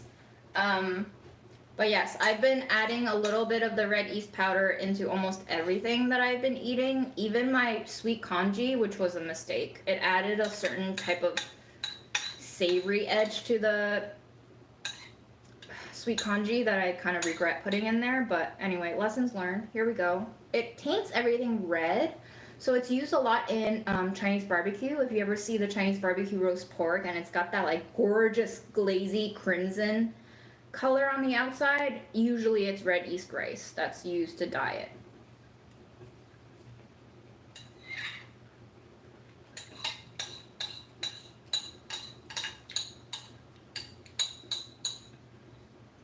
Yeah, it tastes a little bit like dirt.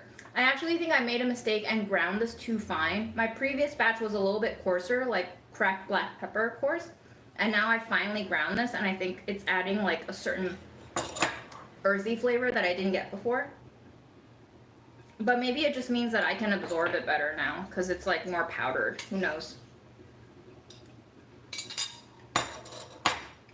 But I will add a smidge just for health, not too much.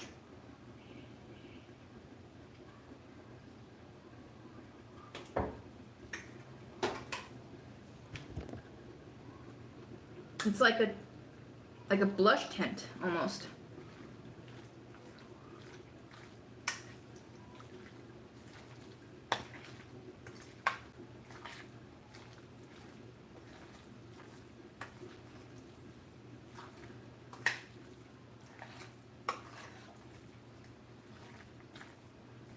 Okay, I'm gonna use this pot to blanch so that I can use this opportunity to like kind of rinse the pot out. I got extra water usage and unnecessary detergent. But I'm also gonna eat a little bit before packing more of this up. Yum, great success, love it.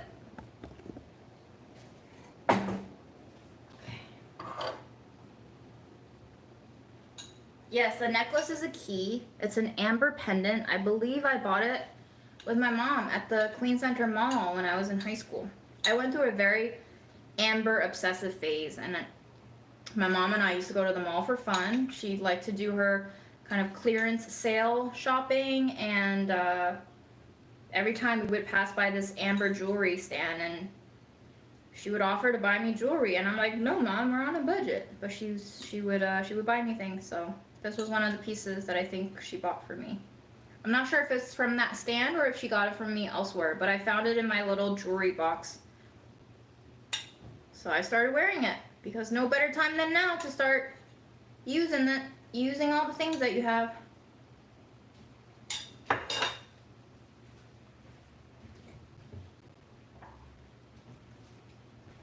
I'm also gonna add the rest of this vinegar. This vinegar I did buy, it's not 5 years old, it's 1 year old. Because I would like a little bit of acidity.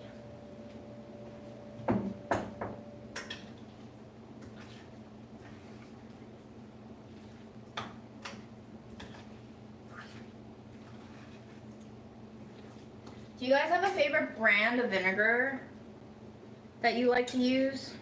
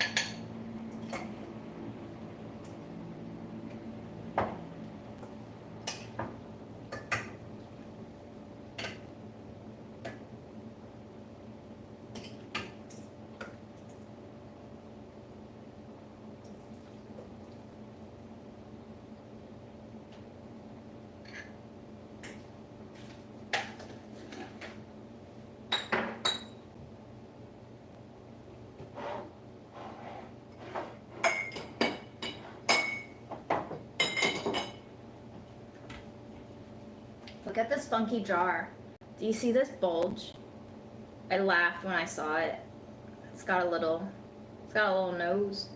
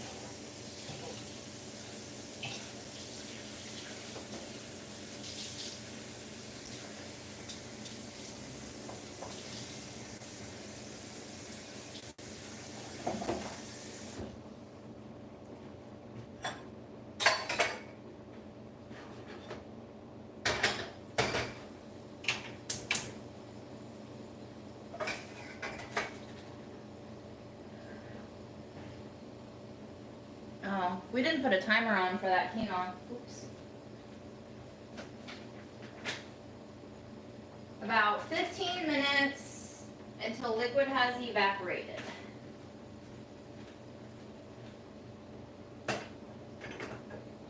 Well, I don't know how long that was, but the evaporated liquid looks evaporated.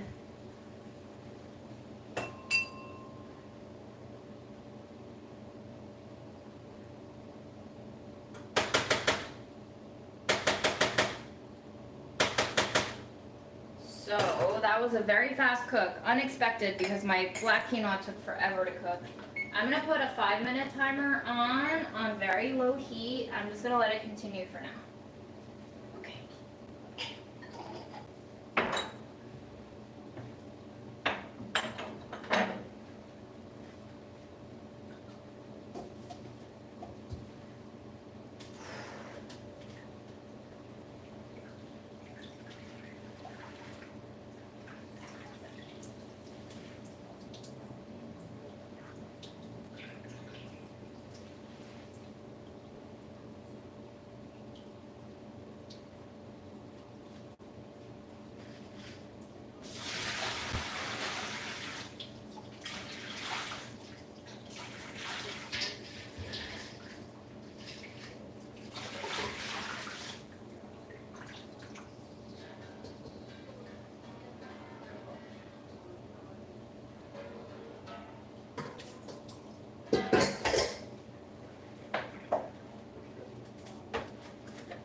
Callaloo. If anybody can explain this, I think there are several different kinds of leaves that all get categorized as callaloo. They're all related to either taro or amaranth. So I don't know which one's which. But I bought some that were a little bit younger from another farmer's market last week, and I think this one is like a little tougher. So we'll see. We'll see how it cooks.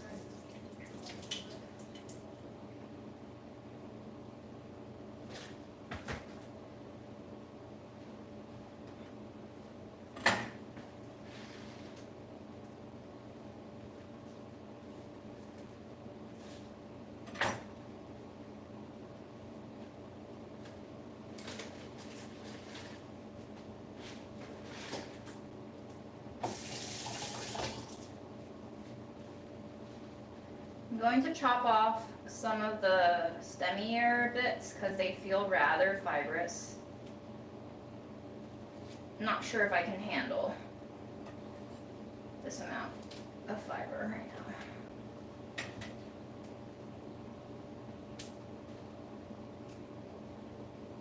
Actually, that felt pretty tender.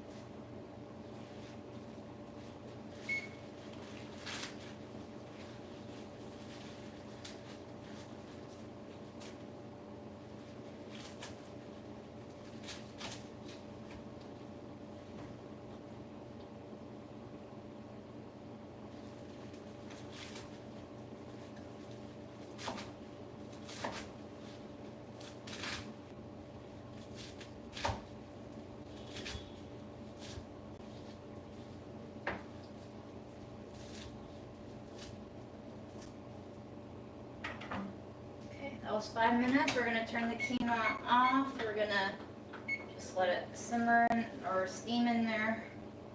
Residual heat.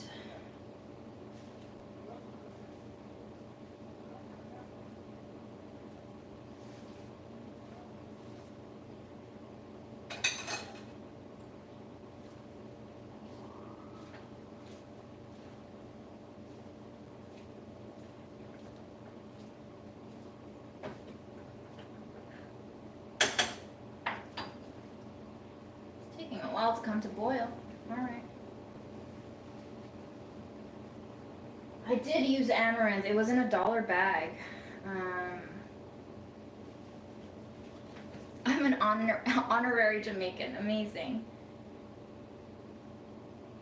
Okay, great. Thanks, Ashley. Awesome. I'm really glad to know it. Because I bought it last week and I cooked it and I really loved it. When I went to farm school, a lot of people love callaloo, so.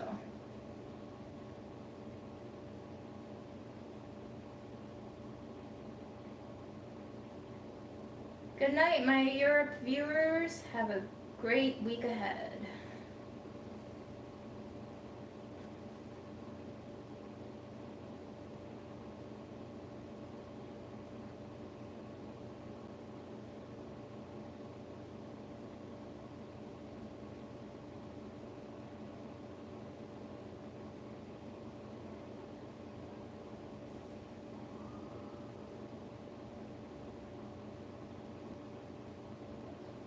Well, you probably won't see me prepare the quinoa. I'm just going to put it into containers and eat it as a part of all of these components over the next week. So I'm gonna eat it over canned sardines that come with like flavorful oils. I also bought some olives, so I'm gonna chop those up.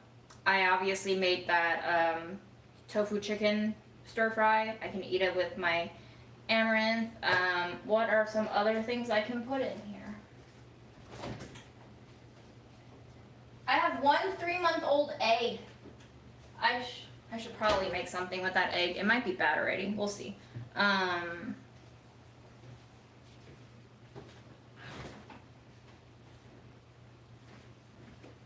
have an avocado, so I can mash the avocado up in there.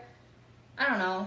Limitless opportunities. The quinoa is kind of just like a filler, nutrient-dense carb for me at this point.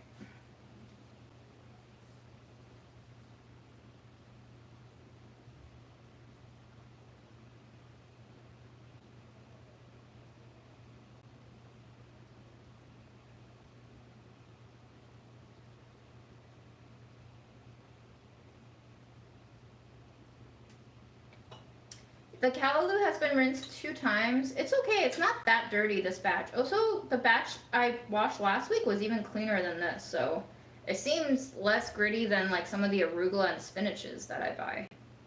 Go figure.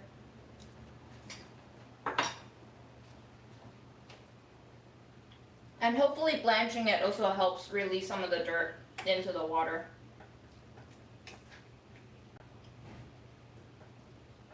I want to see how soft the stems get before I blanch more, just so I know if I should remove the stems or not. This batch feels more fibrous than last week's. Yeah, it's a little tougher. And I can handle some fiber, but not too much of it.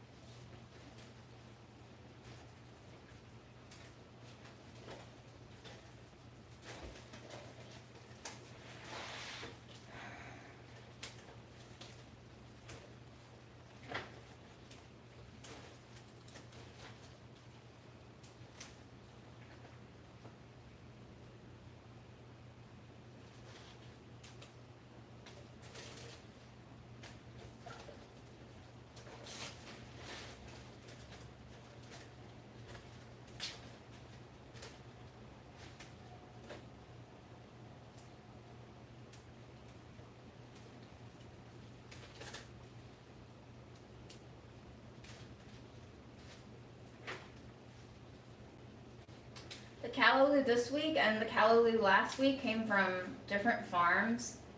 And I feel like the callaloo last week came from a more like Latino heavy neighborhood, and I almost wonder if they have a different variety of it. This one came from, I think the owner is like Korean. I also think their farm is in New Jersey. Last week I was in Bushwick, so I do wonder. This tastes slightly different too. I think honestly, I liked last week's more. It was more tender.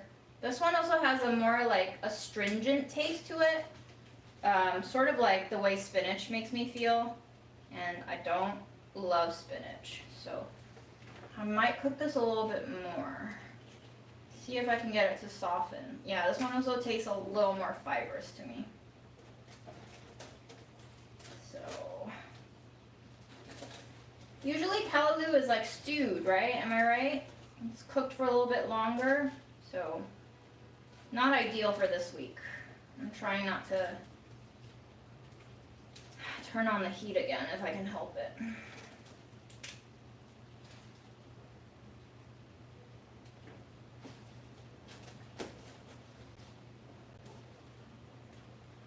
Honestly, if I could still eat meat, I would stew it with like pork, bacon or something.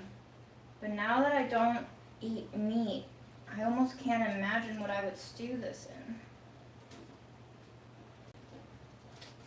The next thing that came to mind was like a coconut curry. But I can't have coconut either.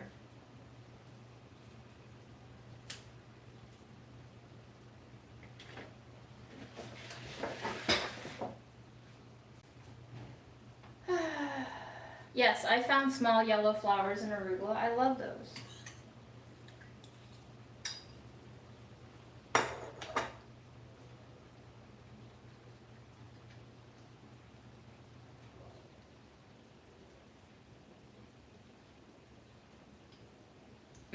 Saltfish. Yum. I love saltfish. It was like my favorite thing to eat when I went to Portugal. Like the bacalhau fritters. Ooh, I miss it.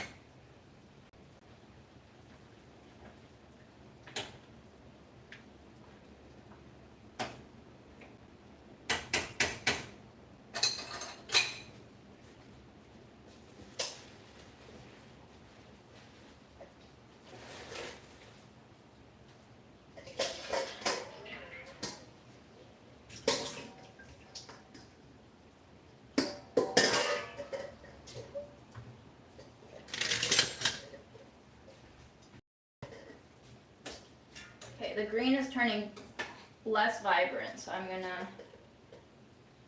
fish it out.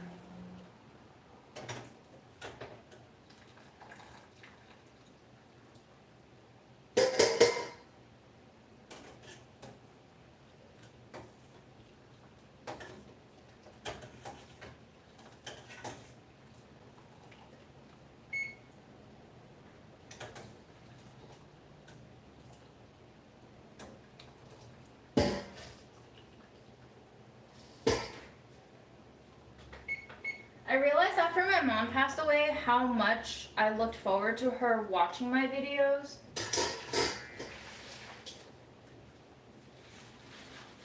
And like that was definitely one of the saddest parts to deal with right after she passed away too, was like when I realized that, oh, she's not gonna text me ever again about a video that I made. And I was thinking about this the other day because I was trying to decide if I wanted to make more edited videos in the future as a way to like write letters to mom almost. It's an idea that I've been playing with in my head And if you've seen any of the grief diary videos that I made, that was me trying to test it out, express the grief. Might make me more sad though than I can handle right now. Could be cathartic though. Trade-offs. I don't think there would be a great viewership. It would be more for me.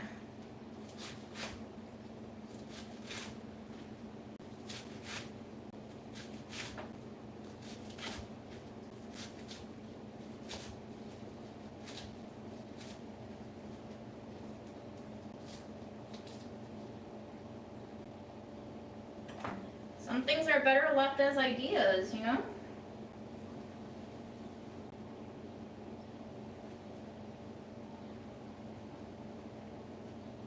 Communism, democracy, love.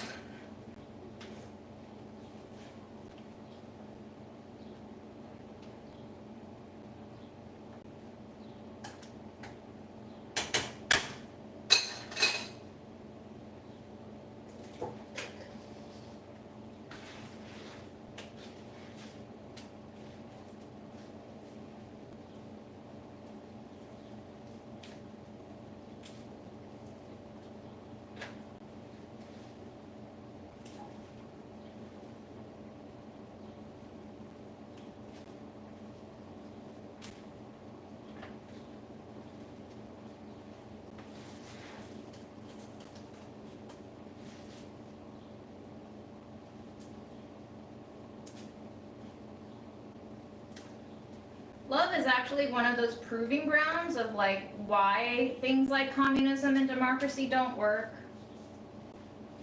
Just think about all the disappointments you've suffered in dating, and the source of that suffering usually is people being not on the same page about intentions and motivations. I think manipulation is just built into all these things that we do as human beings.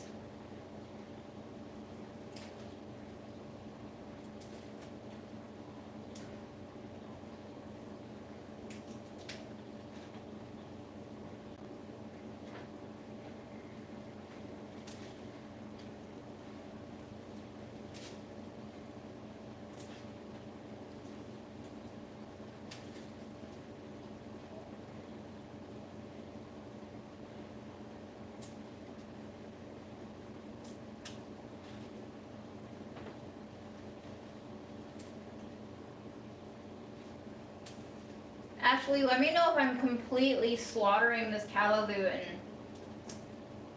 ignorance.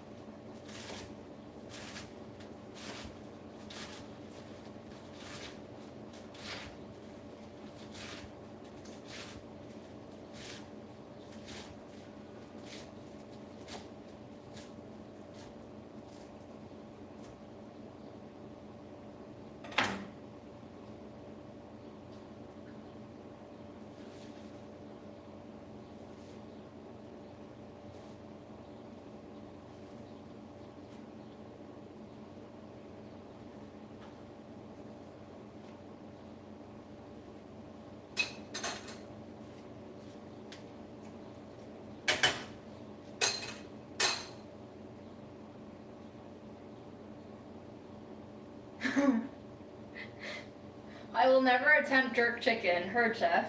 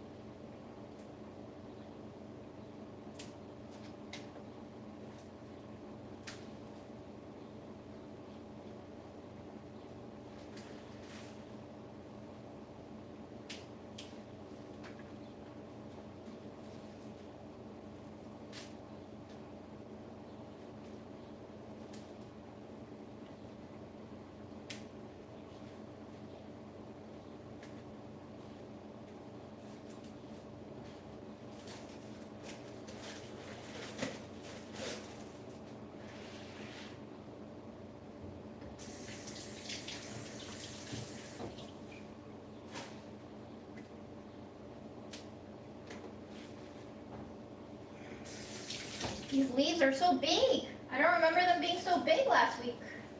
Yeah, I think these are like definitely a little bit overgrown. Imagine if you had basil leaves this big. Imagine all the tasty things you can make with basil leaf as a wrap.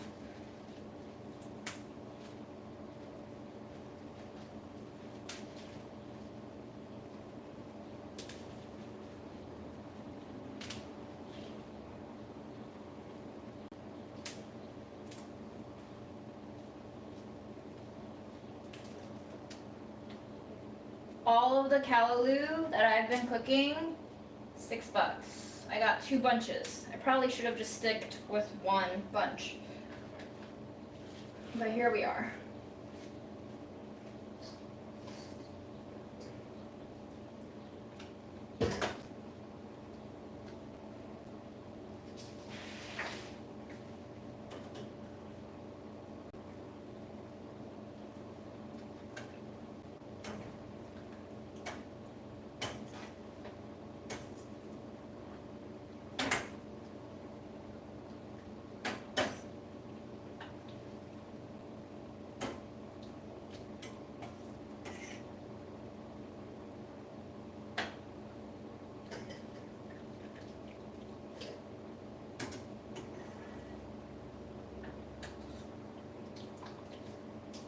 It's gonna be callaloo and quinoa all week.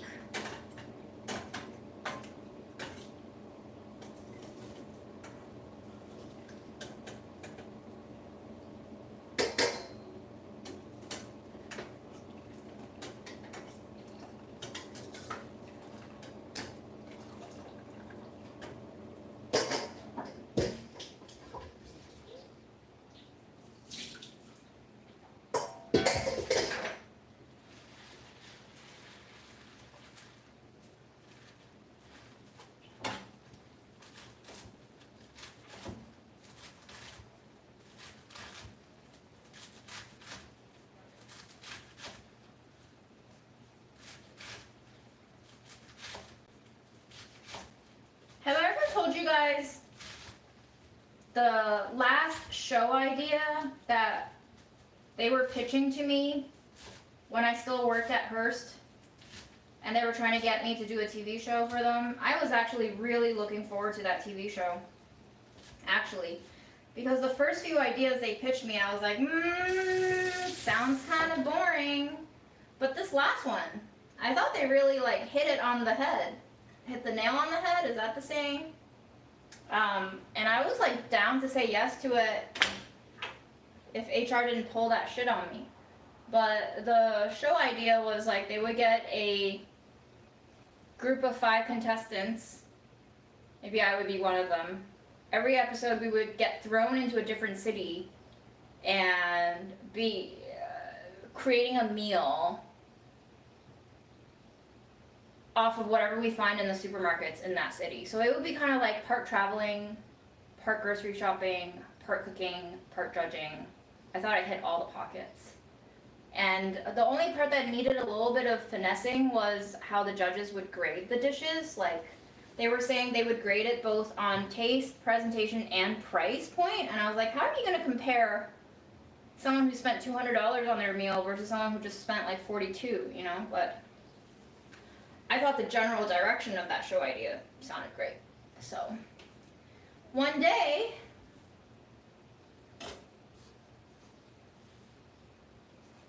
that was always kind of a dream for me too, is to be able to kind of travel and vlog in different cities, go shopping, and then just make food. Not a competition show, of course. Just like a travel vlog cooking show sort of idea.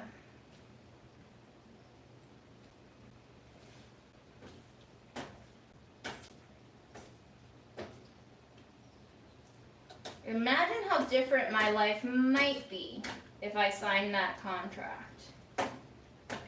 Certainly wouldn't be standing here. Not sure if better or worse though.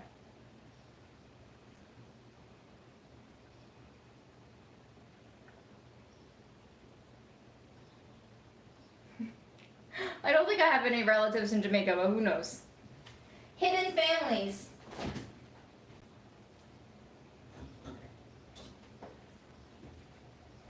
So I made this congee.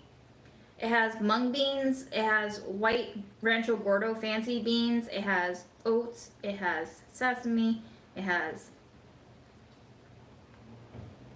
lotus seed, it has black sticky rice, so many things. And then I blended it with like a little bit of matcha and oat milk, like homemade oat milk.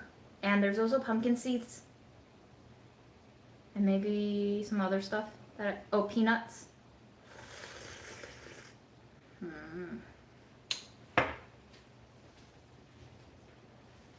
Very refreshing. There's also a chunk of Chinese sugar in there. Oh, and jujubes. I also put jujubes in there. A little bit of protein and carbs. Is it a meal? Is it a dessert? I don't know. But probably better for you than Soylent.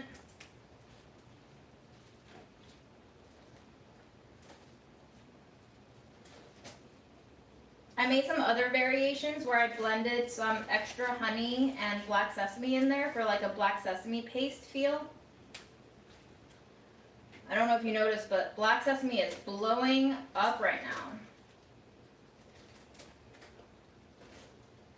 Food media just keeps cycling through all these ingredients, all these fads.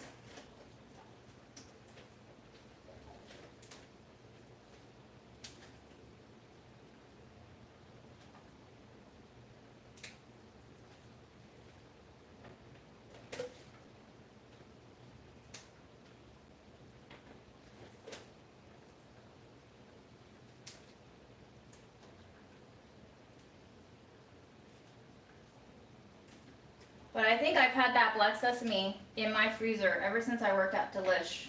I'm pretty sure I was recipe testing something that required sesame. And I bought like 4 bags of it.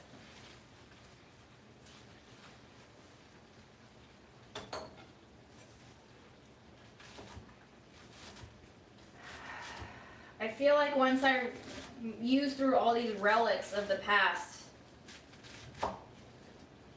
maybe I'll recover from something lodged inside me. Maybe that'll be a timeline of processing marker.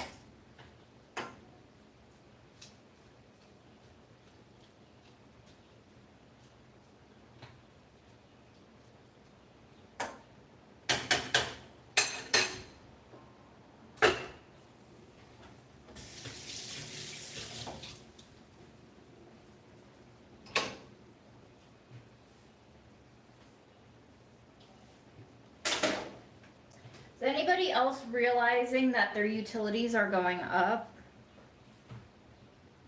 For example, there's no way that I cooked as much as I did, as much as I used to last month because of all the heat waves. And my gas bill was up like $4. It's not a huge ton, but for the fact that I cooked less than I used to and it still went up is alarming. It's usually hovering between 19 and 21 point something dollars. And last month it was like 24 or 25. Just really strange. I also turned on my AC for a total of like maybe 8 hours or 10 hours last month. And my electric bill jumped $15. That's like $1 an hour, maybe $2. So either my AC is really inefficient or Con Ed is just doing like surge pricing.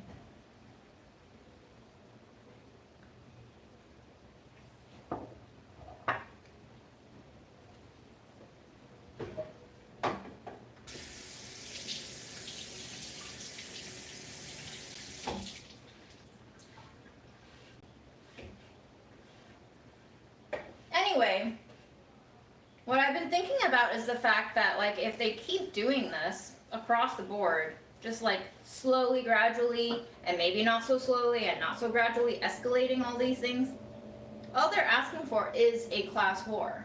Because when people have no choice because they can't eat or pay their bills,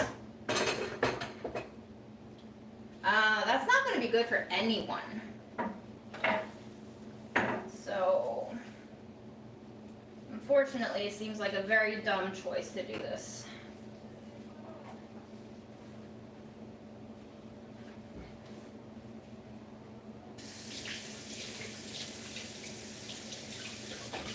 I just feel like our species is so intelligent and so dumb at the same time.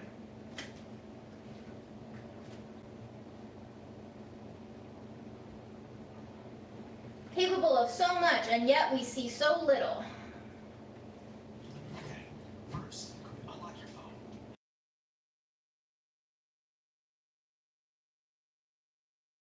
Why did you just talk to me? What the fuck is that? This is so creepy. I don't know if you caught that. That scared the shit out of me. My phone just started talking. Apparently it's a Google notification that says Gemini is your new AI assistant from Google. Can I turn you off? It's been recording me? Profound and humble paradox. It recorded me saying of so much and yet we see so little. Did I say a trigger word? What did I say? Fuck me, that's creepy as shit. No, I don't want Gemini on. Ew.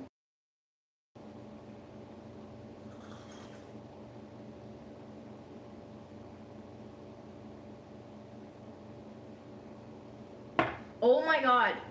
Data saved in Gemini app's activity will not automatically be deleted. But you can review and delete it anytime. The fuck? Okay, maybe it's time to turn my phone off until I need it. Creepy as fuck. Delete. I have no and it lies too. It tells me I have no activity to delete even though I just saw that it recorded my speech and responded to me.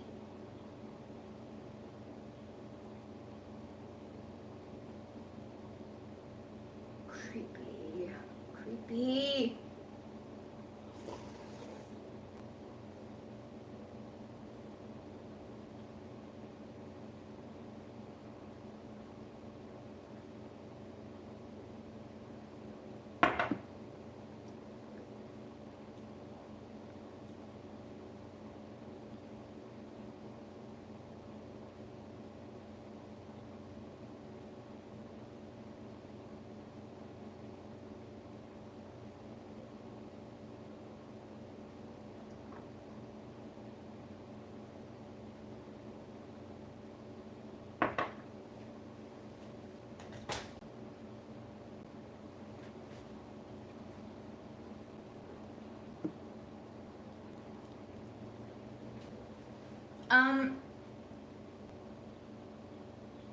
Sorry.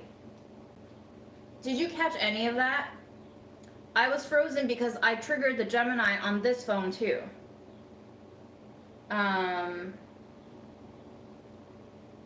So I paused everything. AI is listening to everything, guys. I think it's time for us to like leave this interface forever.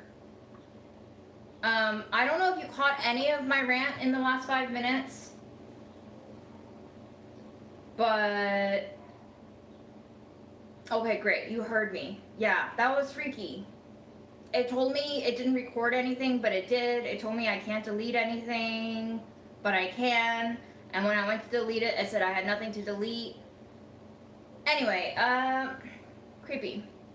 Black Mirror is more and more reality, and I don't remember if it was Black Mirror or another show, but I remember there was an episode maybe of like, what was that show? Like Love, Death, and Robots, or Love, Sex, and Robots, or Sex, Death, and Robots, one of those combinations. There was an episode where like smart vacuums or other gadgets like basically rebelled and started wrecking everything and killing everyone. We're here. We've landed.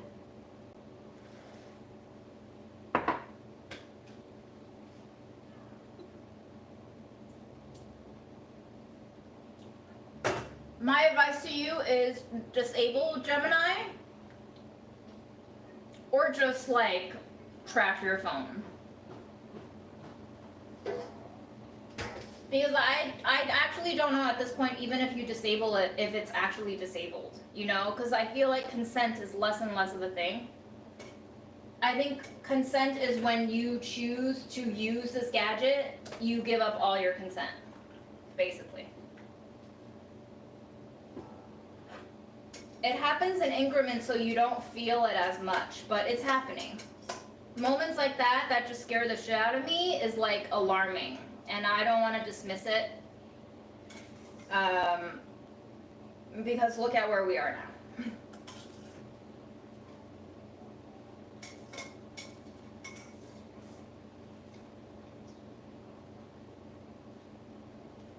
Everything is a joke until you're not laughing.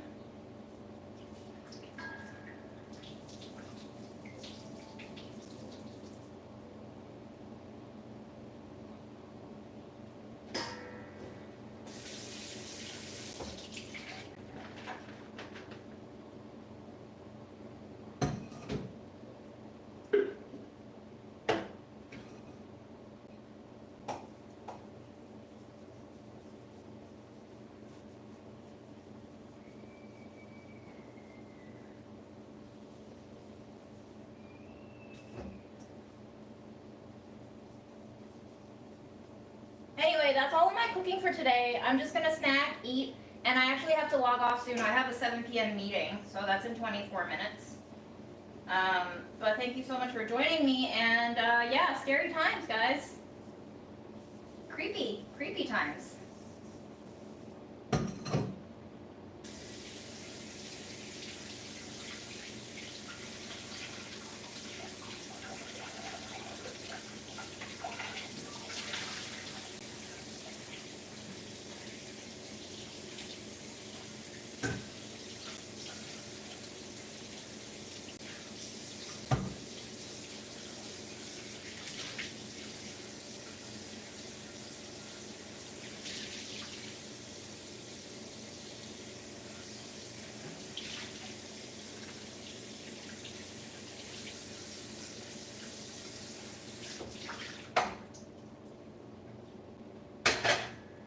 Bonkers. This is bonkers.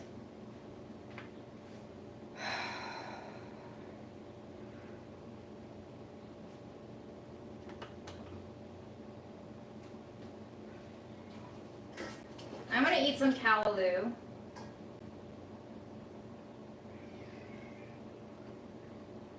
I'm gonna eat a lot of callaloo.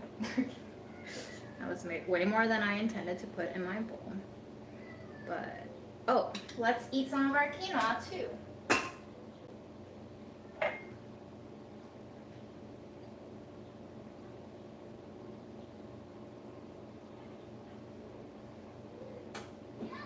Yeah, so this is how I build my meals. And guess what? Sometimes I'll do this disgusting thing, and by sometimes I mean all the time. Since I've used less and less mayo now because of the cholesterol, I've turned to carbs, which is probably not great, but I put a little bit of ketchup on because it's kind of like a vinaigrette. And, oh my gosh, that kid is having the worst day of her life again. Incredible. I bought some sunflower seeds yesterday, so we'll add a little bit of that on too.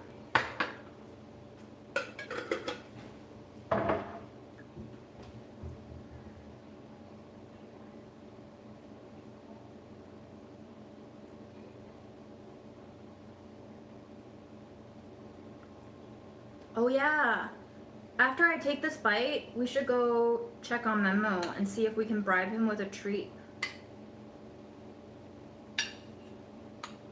I feel like you would pay $13 for this somewhere, probably, with a little more dressing. Maybe like 21 with a little protein. Mm-hmm. Mmm.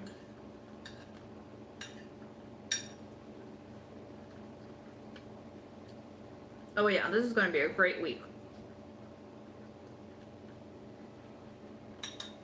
You know what?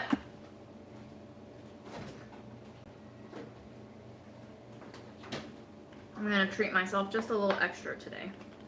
Because AI scared the shit out of me, and who knows if I'll ever get to eat mayo again, never mind my cholesterol worries.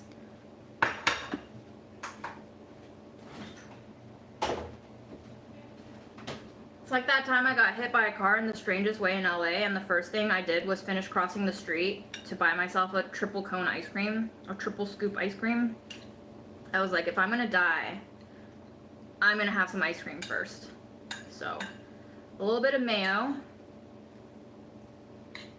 in our callaloo, ketchup, quinoa, chicken, not chicken, sunflower seeds, lots of crunch, lots of texture, lots of fun things.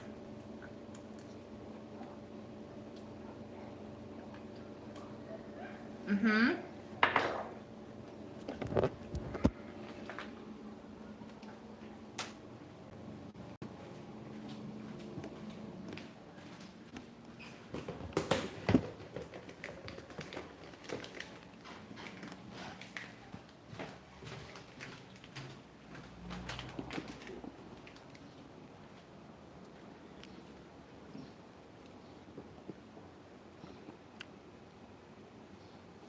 Are you in the closet, baby?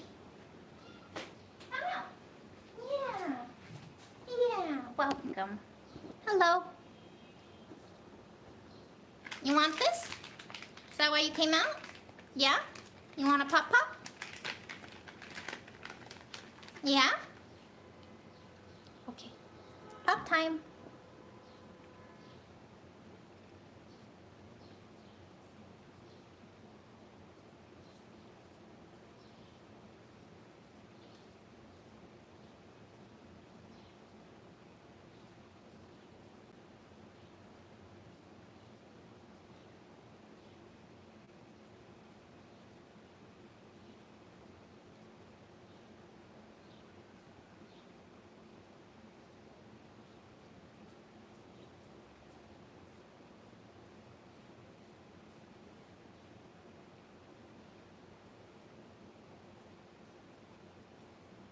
These got great reviews on Chewy. Your cat, high chance of your cat liking them.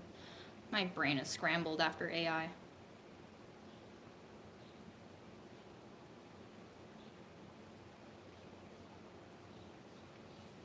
There is a problem though. It crumbs onto my bed. Yeah? You want any more, baby? Want some more? No? Oh, big stretchies. Where are you going? Do you want to eat it there?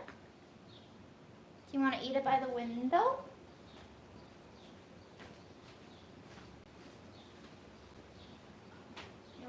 in.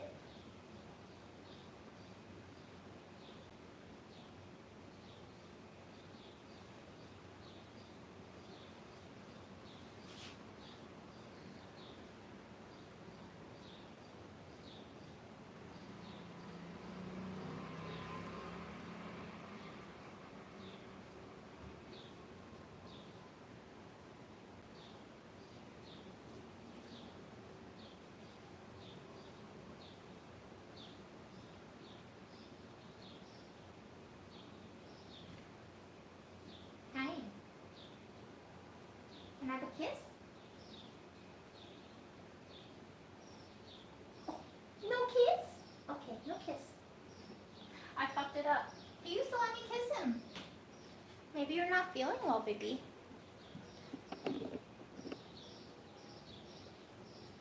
Okay. I'll be respectful. No kiss. Okay. No pop. Alright, I'll leave it there. I ruined it. Sorry, guys. I fucked it up. I done fucked it up. Alright, well, I hope you guys have a great week ahead. And, I don't know. Maybe it's time for us to just reconsider phones. The reason behind the new haircut was I am chronically ill now. I can't be physically active. I haven't been able to exercise in over a year now. When I don't exercise, not only do I lose muscle mass, but my face composition changes because when I lose muscle mass, there's more fat composition in my body and my face turns fluffier. My features shift because of the changing fat composition, and I did not like the way that I was changing and looking. So being that I've dealt with over, I don't know, probably a decade and a half of body image issues, I didn't want to go down that pathway of hating myself and my appearance again. And especially this time because I was ill, I really can't exercise, so I have no choice but to accommodate this new change. And so changing my hair up was a way for me to work with my new physique, and seeing if I could surface and uncover different personas and presentations that would accommodate my new face shape better, that would make me appreciate my changes rather than hating my changes, and it would open up some alternatives for me to wear. Hair is like clothes, so hair can also change your appearance a lot. So I was curious, you know, how I can use my hair as a way to segue into a different version of myself, and do that in a supportive and friendly way so that I don't cause any sort of furthering of sadness and resentment. And it also became a hobby. I really enjoyed watching haircutting videos in the meantime, checking out different styles, face shapes, techniques, tools. And because I was kind of like homebound, it was great for me to have a more creative hobby and endeavor to spend my time and attention on, and to feel like I could shift and enjoy the shift rather than bemoaning and grieving the shift. How to look at change as maybe a loss, but more than a loss, maybe a gift as well. Memo, do you want to say anything to the crowd before we go? Hi. Thank you for coming out. I love you. We wish you all the best, folks. You take care. And we'll see you next time, maybe. Or maybe AI June will be here next time and you won't even know the difference.